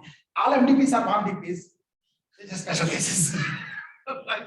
So you can say life is a POMDP and nobody will question. In fact, life is a DEC POMDP problem. Because there are all these other poses also, so you have to deal with them. But it's certainly a POMDP. Yes. I was just gonna ask, does localizing, like if you localize yourself, you find yourself in a corner, right? And if POMDPs look at history of observations and you find yourself in a corner, does that mean that you can localize better in other belief states then? Is that shrink down or? No, what you're basically saying is actually this is something that happened. For those of you who actually, some of you are reading the papers, I know that. Just basically there are people who never ask questions, they never read the paper. I read it and kind of copied the abstract. Others have read the paper. And so if you read the papers, some of you can kind of see that in conformant planning, there was this issue of localization by reducing the belief state size. Yeah. Belief state size, basically, so you do some actions just to figure out where you are. And then once you where you are, you can just make P-line from there to the goal. Okay, that's what we mean localization. So one of the things is optimal policy could have some non-goal directed actions whose only reason for being there is for you to figure out where the heck I am. It's like that Alice in the Wonderland where I think they're saying basically, how do I go to this thing? It depends a lot on where you are. There is no, you could say policy. Who cares about the policy? If you're an agent, then you first need to know where you are so that you can follow the plan, right? So some actions would just be, there is no actual, so if you think in terms of a plan, as ultimately every action in the plan is helping reach the goal, which is true for classical planning. Every action is transitively connected to the goals. Either it's directly giving the goal, or it's giving a precondition to somebody who is giving a precondition to somebody who is giving a precondition to somebody who finally is giving the goal. That metaphor goes out the window when you have belief states. Because you're doing actions that are not supporting any goal. You are doing actions to discover yourself. You guys do that, right? I mean, discovering it. And then your parents are saying, where is the money? Where is the salary? You're just discovering yourself too much. And so, but that's basically, you need to figure out where you are. And that's what POMDP is. Okay. And so that's the state estimation. That's the localization part. Okay. Okay. Yeah. So I'd asked you this earlier in the semester as well. So do we have to concern ourselves with error propagation then? What? Do we have to concern ourselves with error propagation? No, but I mean, the point is that all the errors are already part of the probabilities. The observations have probabilities. So for example, one of the nice things, we'll come to it in a minute, but one of the nice things is that it's not the case that if you are an S1, you will get O1. If you are an S1, you will get O1 with probability 0.7 and O2 with probability 0.8. You understand what I'm saying? So in fact, even if you know the state you are in, the observation has its own probability distribution, and these observations are noisy. So there are like different kinds of noise, and you can have one noise and not the other noise. So for example, you can have actions that are deterministic. That means they take you from a single state to a single state, but the observation is noisy. Or you can have actions that are probabilistic, but the observation is deterministic. And it's not full state, it's partial state, but partial observation, but it's up deterministically. If it's this state, you will get this observation. Or you can have both. You can have actions are probabilistic and observations are noisy. And in general, I mean, the word noisy is probabilistic. That's like almost used synonymously. Right? So in general, you will think that you do every action for some intended effect of that action. But there are all these other nonsensical things it does, and so yeah, that's probability. Okay, that's noise basically. Okay. So if you're thinking of solving POMDPs, it's either history-based or belief state-based. Complexity shouldn't depend on how you solve it. The complexity of the problem is not dependent on algorithm. It's a property of the problem itself. And the interesting thing is for finite horizon, it's already p-space hard for POMDPs. Optimal policies are p-space hard to calculate. And if it is infinite horizon, it becomes undecidable for optimal policies. Okay, this is very different from the good old MDP. For MDP, this is polynomial. Right? It's polynomial in the number of states. Again, remember, when I said this is p-space hard, how many of you are thinking, oh, this is the same p-space hard? Maybe this is a good question to ask in the same test.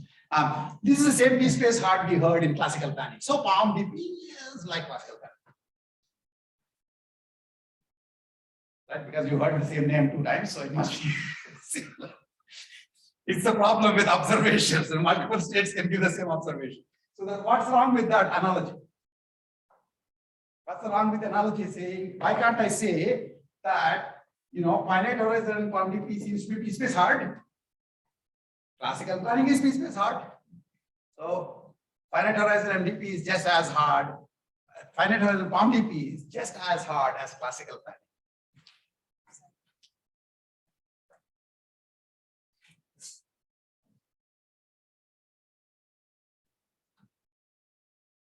What about that guy with prove me wrong, make up my mind.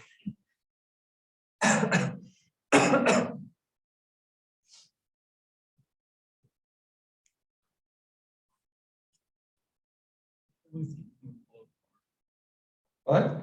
You can see anything below the Zoom call. Oh, oh, that.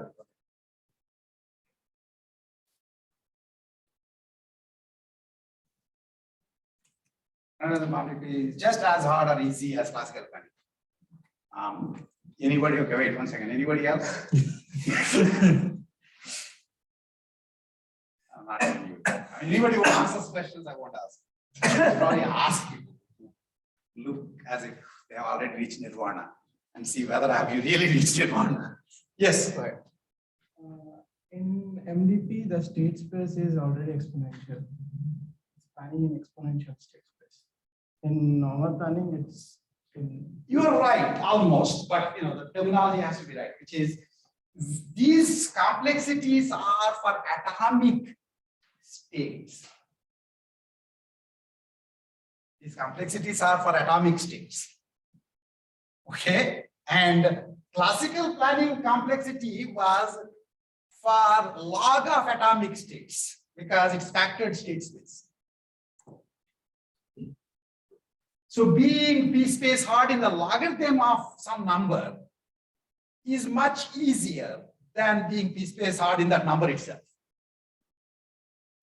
Right? Essentially, actually, classical planning, if you make apples to apples comparison in terms of number of states, first of all of these are in terms of number of states.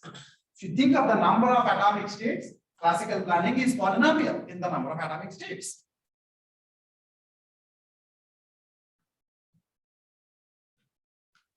Okay. Okay. So that's that. And basically for the infinite horizon, it's much worse. Actually, it's a very strange thing that you can think about right now. I'm running out of time, so I won't spend too much time. But if you are having too much trouble dealing with the p-space hardness, you can pour acid in your eyes, make yourself blind, and the complexity will reduce. That's kind of sad. You should ask yourself why that happens. Okay, it's not because you already paid for the acid or something. It's some other reason. In general, it's NP complete if the state is fully unobservable. You guys see this? I mean, on one hand, we say that people without eyes have a harder life. That's true because they're searching in a space that is exponential. Okay, because they're searching the space of belief states.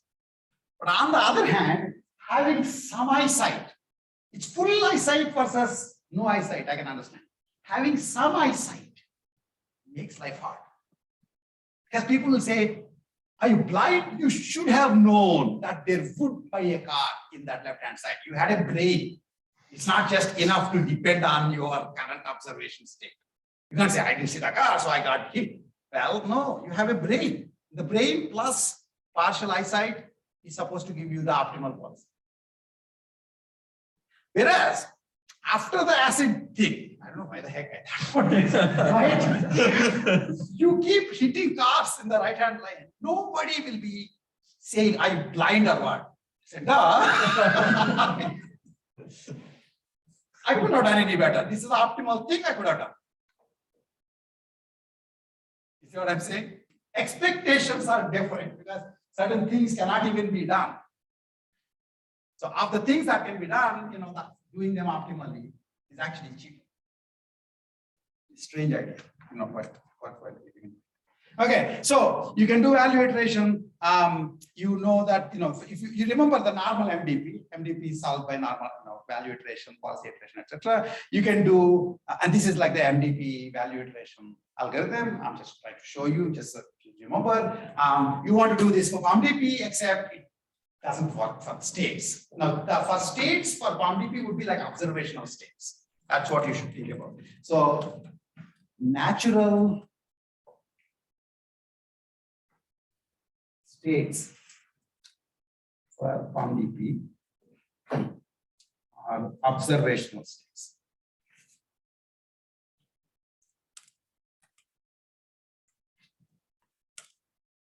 right? And then when normally people think in terms of states, they mean observations, really. Because nobody really knows what the real state is. And if you are trying to make a policy in terms of observations, you have to be history dependent. That means you are no longer Markov. Which means the usual value iteration algorithms, etc., won't work. There can be other history dependent decision process algorithms that are actually available, and for which you can still also improve optimality. But this one we're just doing it for, we want to just do whatever we need for MDP, and so have the Markov property. Okay, and the way you can get the Markov property is essentially, as I said, think in terms of heuristics. Okay, so again, one other thing to remember is you do know SATR is basically the set of states, the transition matrix, the set of states, the set of actions, the transition function, the reward function. This was the base MDP. POMDP just adds two more things: the space of observations,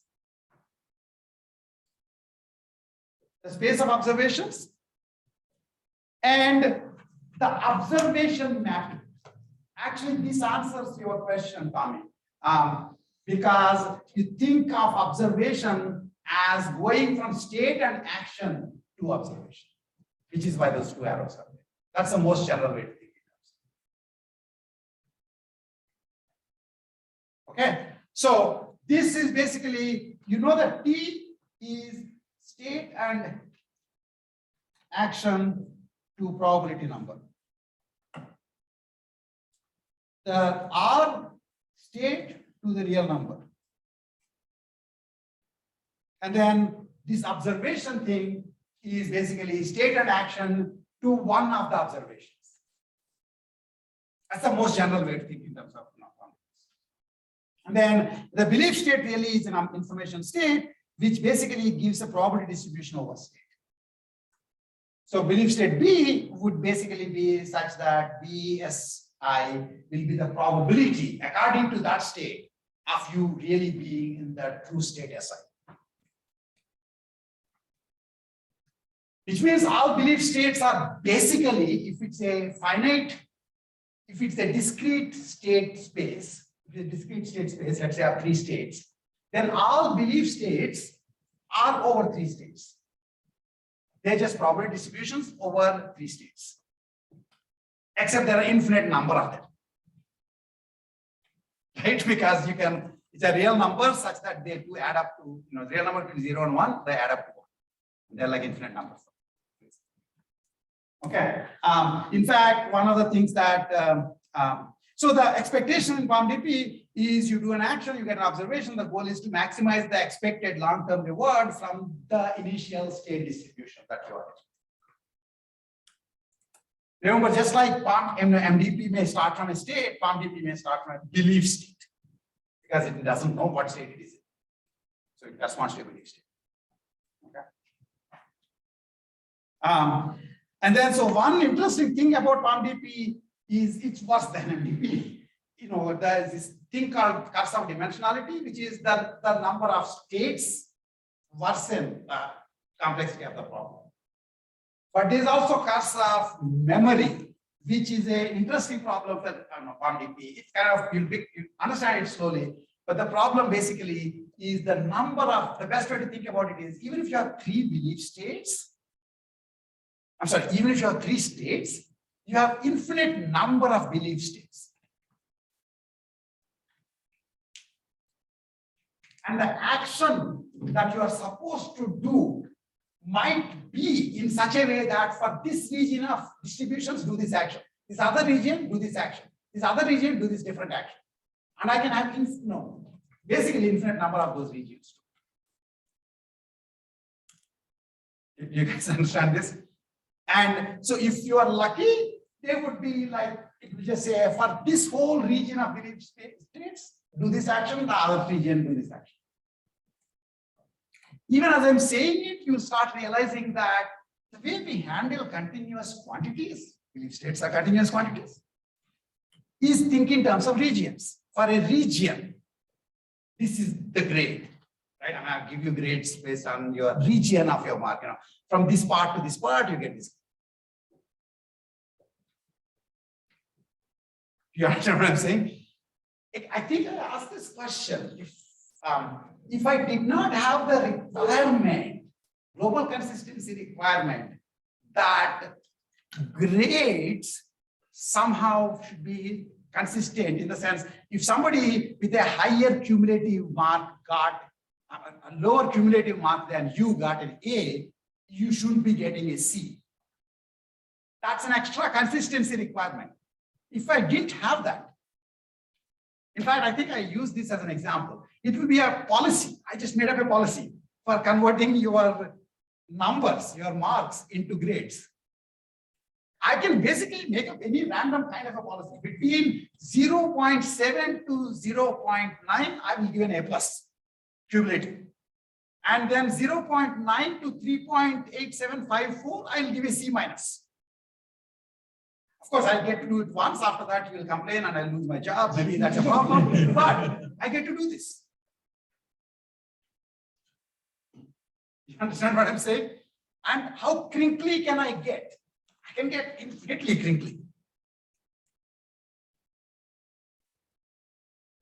And so you can start seeing that somehow I'm having these regions. For each region, there is an action kind of a thing, right? And so it turns out that there is this notion in your head, it's an intuitive notion that will become obvious that there's some kind of a piecewise linear thing going on.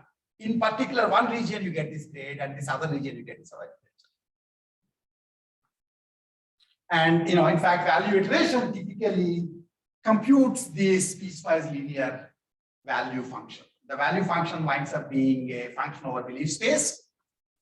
Since the belief space is continuous, it could have very different values. At every point of the belief space, you can have a different value. But for most reasonable problems, for an entire region of belief space, you will have one value, another region, you'll have another for the same action. And then you might have another action which has a different lines. And if the two lines are cutting, you can take the top of the lines. That would be your choice. I get to do the max action. I'll show you an example of that. That's basically what happens in the value iteration. Yeah, as I said, there are two representations of policy. One is in terms of history, another is in terms of belief space. And the belief space, actually, I already showed you that for the example of the puzzle problem, you can think of it as color-coded or just a set of numbers. I'll show you the set of numbers in a minute. But in general, you can also start thinking of belief. It's basically a continuous quantity. Belief state is a continuous quantity. And the way to realize this is think in terms of what I call simplexes. Okay, if I only have two states, S0 and S1, right? Then basically, every point on this line is a belief state. You guys get this? Because what is this point?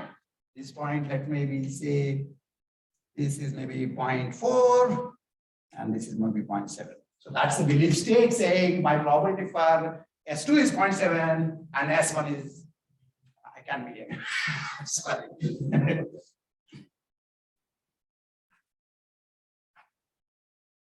Okay. Basically, this is, what is this line? S1 plus S2 equal to 1. That's the line. Right? S1 plus S2 equal to 1 is the line, and you're just taking it in the positive quadrant. That line is the belief space for the S1, S2 problem. And there are infinite number of those states. Get it? Now, if you get to 3 states, it would be this simplex. Because it's essentially the plane S1 plus S2 plus S3 equal to 1. And in the positive quadrant.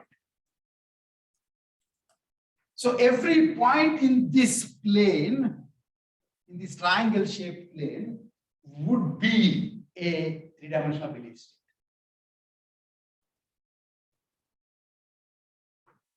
The homework would be for you to draw one for 4 and 5 dimensions. So for that, I guess you had a lot of beer or something. But anyway, so basically you see what's going on. It's hyperplanes. Essentially, belief states are hyperplanes in a space whose dimensionality is the number of states. Okay, let's write that down. Belief states are hyperplanes, actually simplexes. Simplex basically means the numbers add up to 1. Okay, simplexes in a space of dimension, the number of states. Yeah. So let's say like you knew that S1 was like 5 times more likely than S0. How would you encode that in a simplex? Is that not something that's part of that? No, I mean, the point is that basically it's telling you that there are some regions you are more likely to be. S1 is 5 times more likely, then it's actually, if you say it's exactly S1 is 5 times more likely than S2, then you actually know S1 and S2 is probability. So you already completely localized it. More likely, you might know some inequalities, which will give you like cuts of the space. But you're in the right direction. But see, this is not the way you think about how to change your lane while driving. Because if you did, you wouldn't have come to the class. You all died. Okay. This is very unnatural, but this is actually a much better way to do this computational. You do more history-based reasoning. Okay. Belief state has the Markov property. Why? What else is there other than belief state? Right? I mean, everything that you know about your history is condensed into the current belief state. You see what I'm saying? And so there is no more information. And so you obviously are Markov. The belief state is Markov. Okay. And so if you learn policies which map belief states to actions, that's how POMDP policies. Okay. Yeah, this you know this, right? I already said this. Blind spot, blind spot, blind spot. So belief states, the other one basically did this in terms of color coding. Here the actual numbers on the same grid. So here is a funny thing where belief state change without any observation. I'm not doing any observation at all. Okay. So let's say in the beginning, I assume I'm uniformly present in any one of the non-terminal states. That's the maximum. If you're in a terminal state, then you wouldn't be there to think, right? So if you are not uniformly present in any of the non-terminal states, then it's basically 1, 2, 3, 4, 5, 6, 7, 8, 9. Okay, so 1/9 probability for all those states. And the interesting thing is, then if you move left 5 times, you don't know where you are, but you move left 5 times. Like that. Okay. And here, by the way, is an interesting thing, which is connected to generous versus constrained strip semantics. Which is, if the action fails, what do you want? If you can't move, suppose you are at the wall and you try to move left, what happens? You could define it in 2 different ways. One is undefined, the world ends. Because you try to do an action and its preconditions are not satisfied. So kaboom, world ends. Interestingly, so that's one idea. The other is, if you try to do an action whose preconditions are not satisfied, nothing changes, you just stay in the same state. Interestingly, the kaboom one is easier computationally. Do you understand what I'm saying? Because you know that you can't do this action. You know, I mean, when you do this action, basically the world ends. Also, the world ends, then that basically becomes a terminal. Even in search. So one of the funny things is strips actions are written in such a way that if the preconditions are not satisfied, the next state is undefined. That means if the preconditions are not satisfied and you still do the action, then the next state is kaboom. If you want to say that the strips action should be defined in such a way that when the preconditions are satisfied, you will get the effects. Otherwise, you just stay in the same state. You know what you have to do? You have to write conditional effects. There are no preconditions anymore. Every action can always be done. Whether or not it has the intended effects depends on whether the preconditions are satisfied. If you write all the preconditions as conditional effects, you see what I'm saying? Then strips actions will be generous semantics. That's kind of what you think. Where if you try to do an action when it's not, whose preconditions are not satisfied, you just stay in where you are. But that also means that the effects are actually conditional.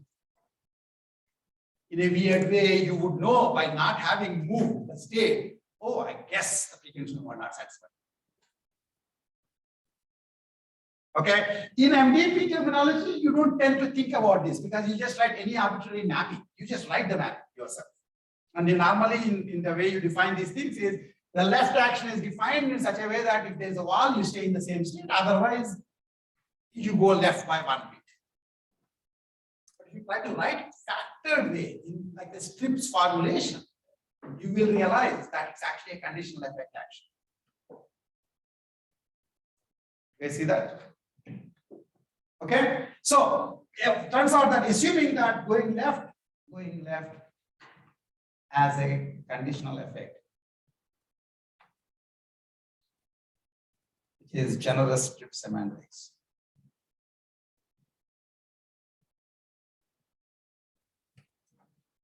Then what happens basically is, as you can see, if you just imagine yourself moving 5 times left, let's say in this room I'm standing here, I don't know which part of this room I'm standing, but I just make 59 steps to left, I would be at the wall. You understand what I'm saying? Irrespective of where I started from, if I do enough steps, I will be hitting the wall. And even if in fact it's not a deterministic action, when I try to move left, I might actually move a little bit forward, which is what non-deterministic or stochastic actions are. I will still, with a higher probability, be at the wall side than in the middle. That's your intuition. That's exactly what actually happens if you compute the numbers. So if you do 5 times left, then you will notice that there's a much higher probability mass here and much lower in the rest of the space. And if you do 5 times, and after that, if you move 5 times up, after you get to this, I mean, after doing 5 times left, then you do 5 times up, right? Then you are more likely to be here. You localize yourself. My God, 0.6 probability you are in that place. Even though you couldn't see a thing, you're blind as a bat. And you're just randomly walking around, left, left, left, up, up, up. You know what I'm saying? Okay. And then after that, if I do move right 5 times, then there's a very high chance that I will be in this state. That's a pretty darn good policy to get a lot of reward without ice.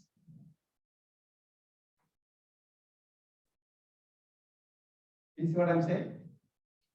And so the interesting thing then would be that this is basically how POMDPs work. I mean, you're doing these actions that both go towards the goal and also localize. So in this case, essentially, the first step localized you to by hitting the wall. And then the other steps got you closer to the goal. Other not steps, like 5 lefts basically just got you to the goal. So suppose I'm supposed to go there, right? And I'm walking like this, you think, what the heck is Rao doing? If you are full, you don't know that I am not seeing. you would think this guy Rob is not being goal directed. Because yeah, it's easy for you to say because you have God's eye, you can see everything. Me, I can't see a thing. So I just want to hit the wall and then go towards that wall. I remember this was the example, my favorite example. You know, if you wake up in the middle of the night in some unfamiliar room and you need to go to the bathroom, what do? If you don't want to put on the light and wake up everybody, you basically localize yourself by hitting a wall and follow the wall. Which is why Helen Keller's wife, the mean joke, Helen Keller's mother, the mean joke about Helen Keller's mother is that she puts, if Helen Keller was going her, she will put her in a cylindrical room. Very mean thing to do. Okay. But actually, that's a joke that Helen Keller said. So please don't, you know, even if you put it on the Twitter, nobody will believe that I'm me. Okay. Okay. And anyway, Twitter will be gone by tomorrow. Okay. So that's that. So acting in a POMDP, you start in a belief state B, you do an action A using according to the policy somebody gave or you computed yourself. And then, so you have a projected belief state based on your understanding of what A does in each state S of B. And that would be a new belief state, which is exactly this. I'm sorry, which is exactly, yeah, I mean, this is, I mean, you can see, yeah, which is exactly this expression. Okay, basically, you are computing the currently, what is the probability that if you are in S and you do action A, you will be in state S dash. Okay, that will be given by the transition function times the probability that you are actually in S, which is given by the current belief state. And you sum that, then you will get the probability for S dash. All different ways of getting into S dash. And if you get the probabilities of being in every one of the states, you have a new belief state. Do you guys see that? You essentially just computed a new distribution. Okay? This is before you open the eyes. You just did the action before you open the eyes. But during execution, you actually get to open the eyes. I mean, in the sense you feel something, at least after you do this action, you get observations. And the observations give you Bayesian update possibility. Because the fact that you got this observation means certain states are more likely than other states. Right? This is evidence. If I get you, if you do a test, before you went into the doctor's office, there is a probability that you have a disease versus not having it. And then after the test, they do a Bayesian update as to what your probability of having the disease versus not having the disease. Observation is the test. After you read the action, the observation is the test. And the observation will then basically allow you to get the new updated belief state based on the observation. And this is basically Bayesian update. This is the state estimation.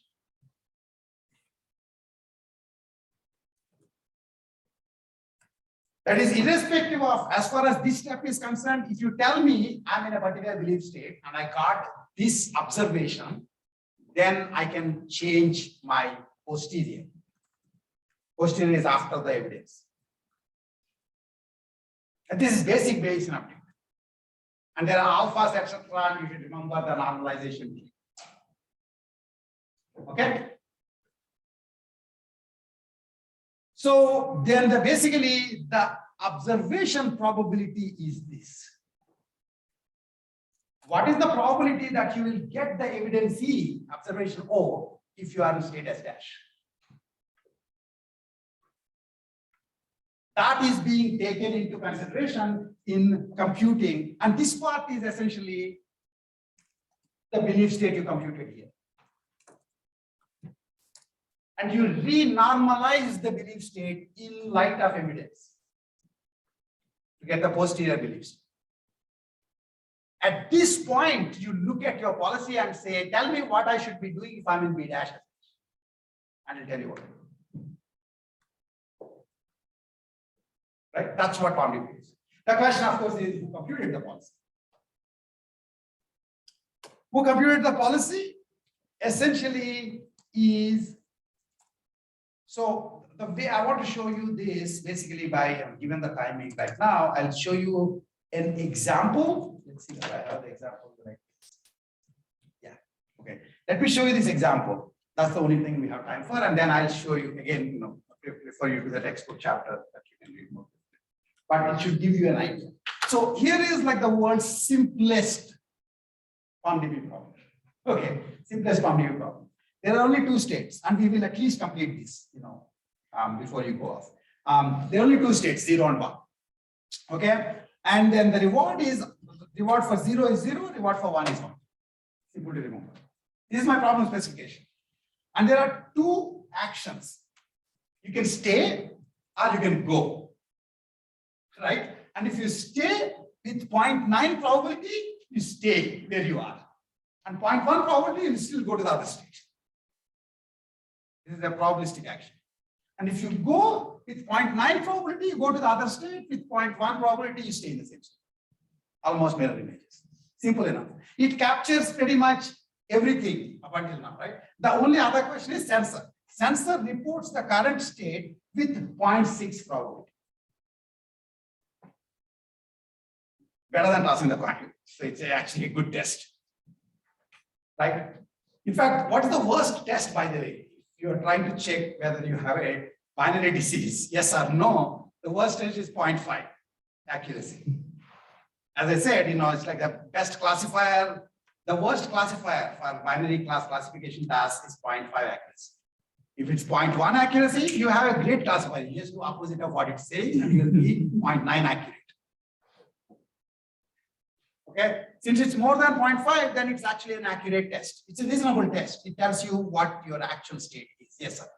So does the sensor give you nothing if it's the other 0.4 probability, or does it give you a faulty reading? No. Basically, the sensor, you should just think of it as saying, if you are in S1, sensor will say S1 with points. So basically, so the way to think about it is, imagine you would like to think of O1 for S1 and O2 for S2. Imagine.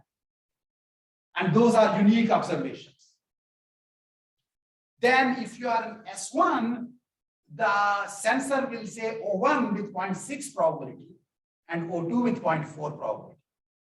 If you are in S2, the sensor will say O2 with 0.6 probability and O1 with 0.4. That's the way to think about it. Got it? Okay, so that's it. It's as simple as it gets. So now what I'm going to do is I'm trying to sort of figure out if I can just leave for one action, if I can just do one action, okay? What are the kind of values I get? And by the way, I put discount factor 1, that means there's no discount, okay? If I just get to do one action, remember these are like finite horizon things. Remember the way we did the finite horizon MDPs? You kind of do the last one as the reward and then backtrack. So we kind of doing that. So if I just do action state, if my policy is just state, and it happens to be done in 0 state, unbeknownst to me. Remember, this is the interesting thing. You don't know the state, but the action does. You don't know if there is somebody in the right-hand side or not. But after you get into it, your car knows. It's one of those things where the car is more conscious than you are. That's the way the world works. And the nature basically, the action basically realizes once it gets it, right. So the question then is, if I do stay and when I'm in 0, I get this as my value. If I do stay when I'm in 1, I get this as my value.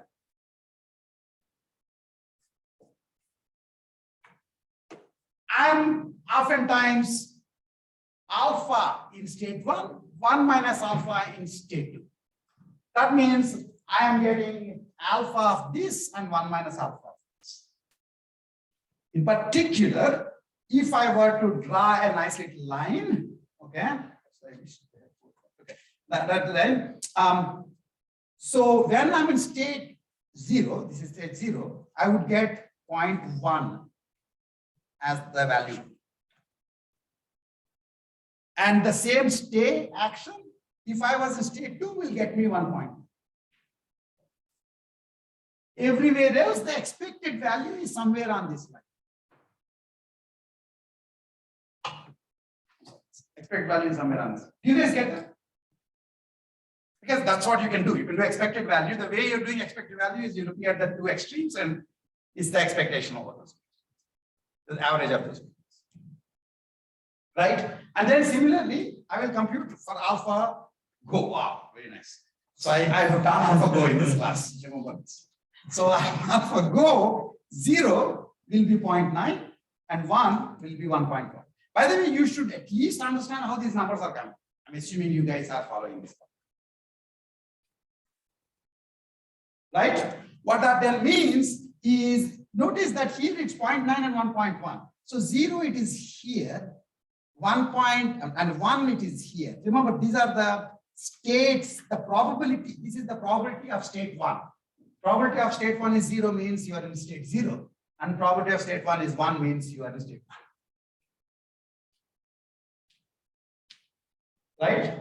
And so in this case, the actual value, if you keep doing go all the time, depending on the belief state you are in, your value will fall somewhere like this.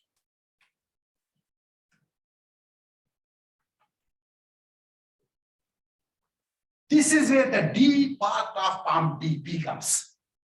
You are not, and like that Reebok commercial says, life is not a spectator sport. You get to decide what action you want. Okay, so I'm telling you that you can get either this kind of a reward value or this kind of a value. If you have any sense, you would say, I would get this value.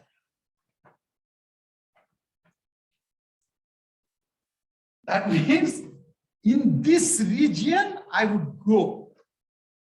In this region, I will stay. You can say, I have my ability to decide, I will do the opposite. Sure. Nobody stops you from being dumb. That's part of being free. Okay, but if you wanted to optimize your value, this is what you would do. So interestingly, what we just saw is for each plan, which is the one-step plan, the go plan and the stay plan. Each of them is a linear value function. And you need to figure out when to do which. You basically take the upper bound of this line. You will get a piecewise linear value function where it says in this region do this action, in this region do this action. And because this is actually a two-dimensional world, it's a two-state world, it's actually telling you the belief state policy if you only get to do one action.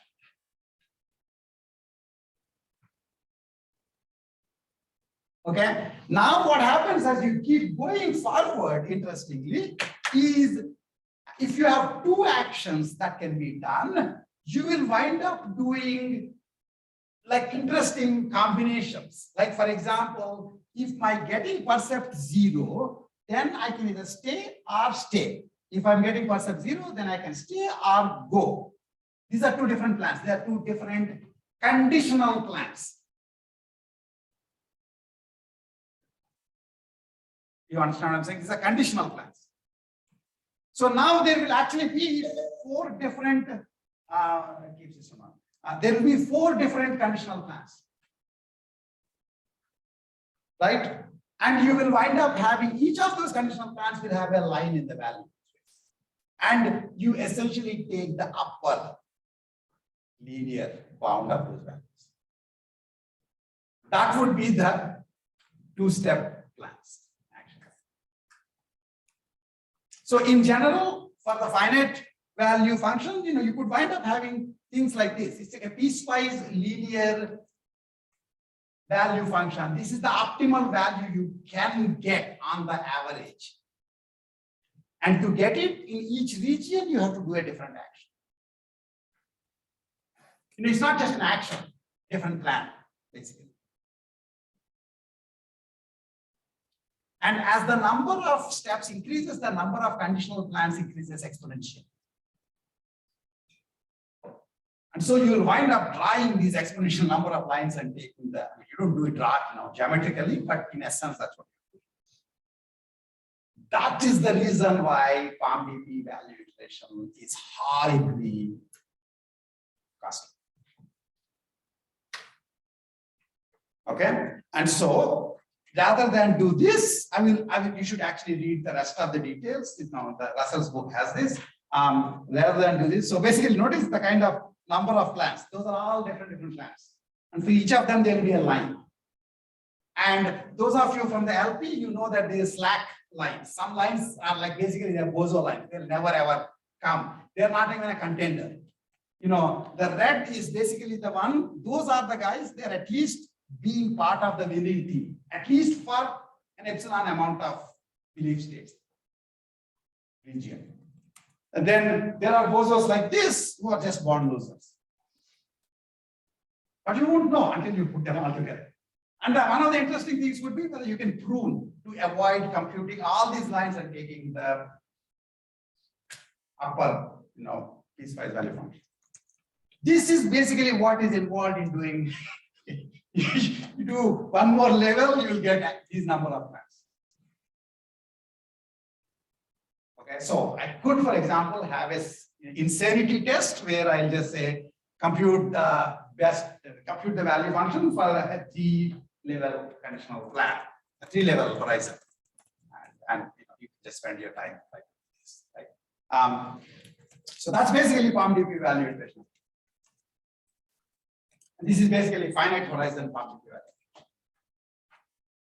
Okay. So I'll just skip over this. And so as I said, nobody does actual exact value iteration. They die. Okay. But the interesting thing about POMDPs, in general, interesting thing about MDPs is that they are normative models. MDPs are normative. They never should be used. Well, this is my view. Should be used as operational models.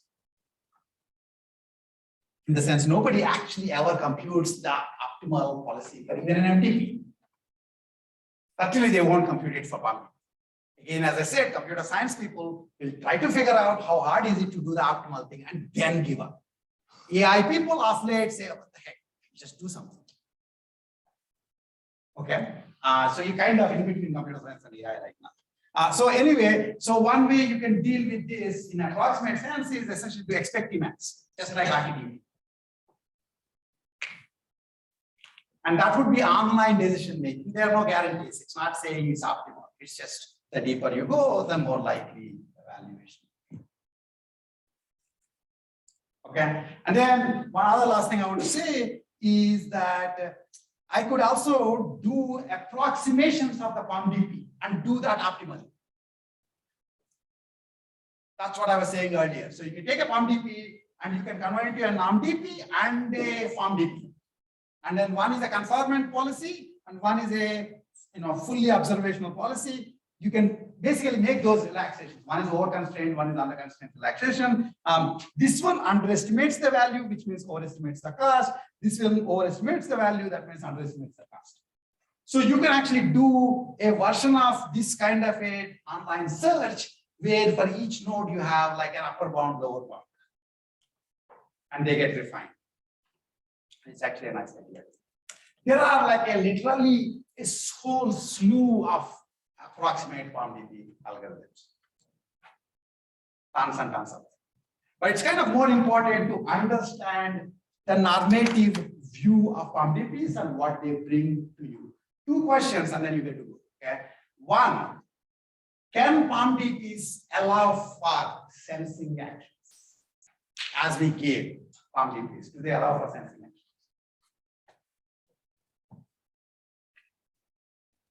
Remember, sensing actions were like a big deal in strips. We differentiate between causal versus sensing actions. Can POMDPs allow for sensing actions? If not, then somehow they're not all that general, right? So we should stay for extra couple of hours. So you should say yes, and then be done with it.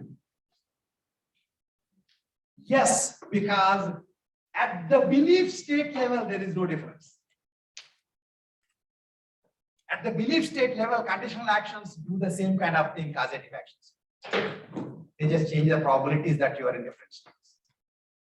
Now, what you are thinking of, for example, a deterministic conditional action, conditional test, where it will tell you that you are in state S1, in which case, if you are in the belief state S1, S2, S3, and then this will tell you whether or not you are in state S1, then one substate will be all the probability mass goes to S1, the other substate is 0.5 point. The rest of the probability mass gets shifted to S1, S3. You see what I'm saying? So in essence, conditional actions are, are no different at the belief state level. So you can capture that.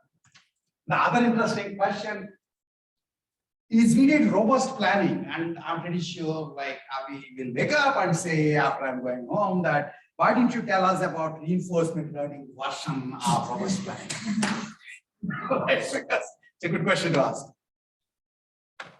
Right? You can do reinforcement learning in ways in what reinforcement learning for robust reinforcement learning can be done, where rather than take the MLE estimate of the, so what's happening in reinforcement learning? You are learning the transition model and trying to use it to execute the next actions while you are improving. If you remember, typically what RL does is it takes maximum likelihood estimate for all those probabilities. For example, if I did this action 7 times and from state S1, 5 times I went into state S2 and 2 times I went to state S3, I'll just say the actual probabilities are 5 by 7 and 2 by 7. You see what I'm saying? But actually I could do it in a Bayesian way, where I can essentially say that I have a set of models. So instead of taking MLE estimate, I'm essentially taking a distribution over the world models. Okay? And then when I do an action, I go from one distribution over the world models to another distribution over the world models. This is robust planning. Now, the distribution over the world models, even if the states are fully observable, the distribution information can essentially be big. If you're keeping the distributions, you can say that in a sense, that's like having partial observability. The partial observability is because of the model being not fully known. See, in the normal POMDP, the model is fully known. The state is not known. But I can have an MDP where the state is fully known. When you get into the state, you know what that state is. The transition probability, it's not a single probability. It is a family of distributions. Each distribution corresponds to a model. Right? If you do that, that's robust planning. This goes under the name of Bayesian reinforcement learning. If Bayesian learning is the only right way to do learning, Bayesian reinforcement learning is the only right way to do reinforcement learning. Nobody does it because it's too costly. And all the things, one of the things that I say in the Intro to AI is if you understand that Bayesian learning is the right way to do learning, then you can understand all sorts of tricks you do in learning, such as regularization, such as dropout, such as all these things, in terms of, oh, they're just trying to reach the heaven of Bayesian learning without paying the cost. And similarly, if you understand Bayesian reinforcement learning, then you can understand lots and lots of tricks that RL algorithms do as essentially trying to approximate towards Bayesian. So that's robust plan. And there are other interesting formulations. It's not just expected maximum reward, but you can think to have formulations like minimizing regret, etc. But again, multiple models in the context of MDP is multiple distributions corresponding to the T. And you only had one distribution, even though you just basically did a little bit of exploration. because you went for MLE, maximum likelihood is to. Okay, we'll stop here. Happy Thanksgiving.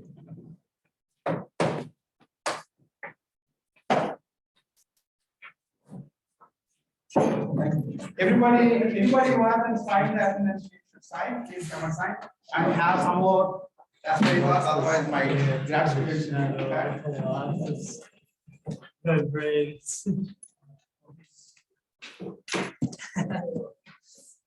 Every time I come to this class, I realize how much I don't know, which is like a good feeling.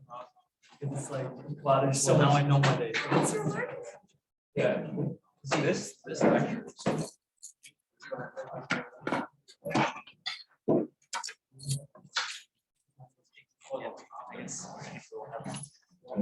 You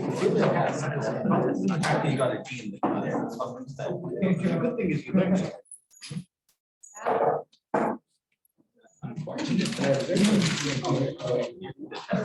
I truly am.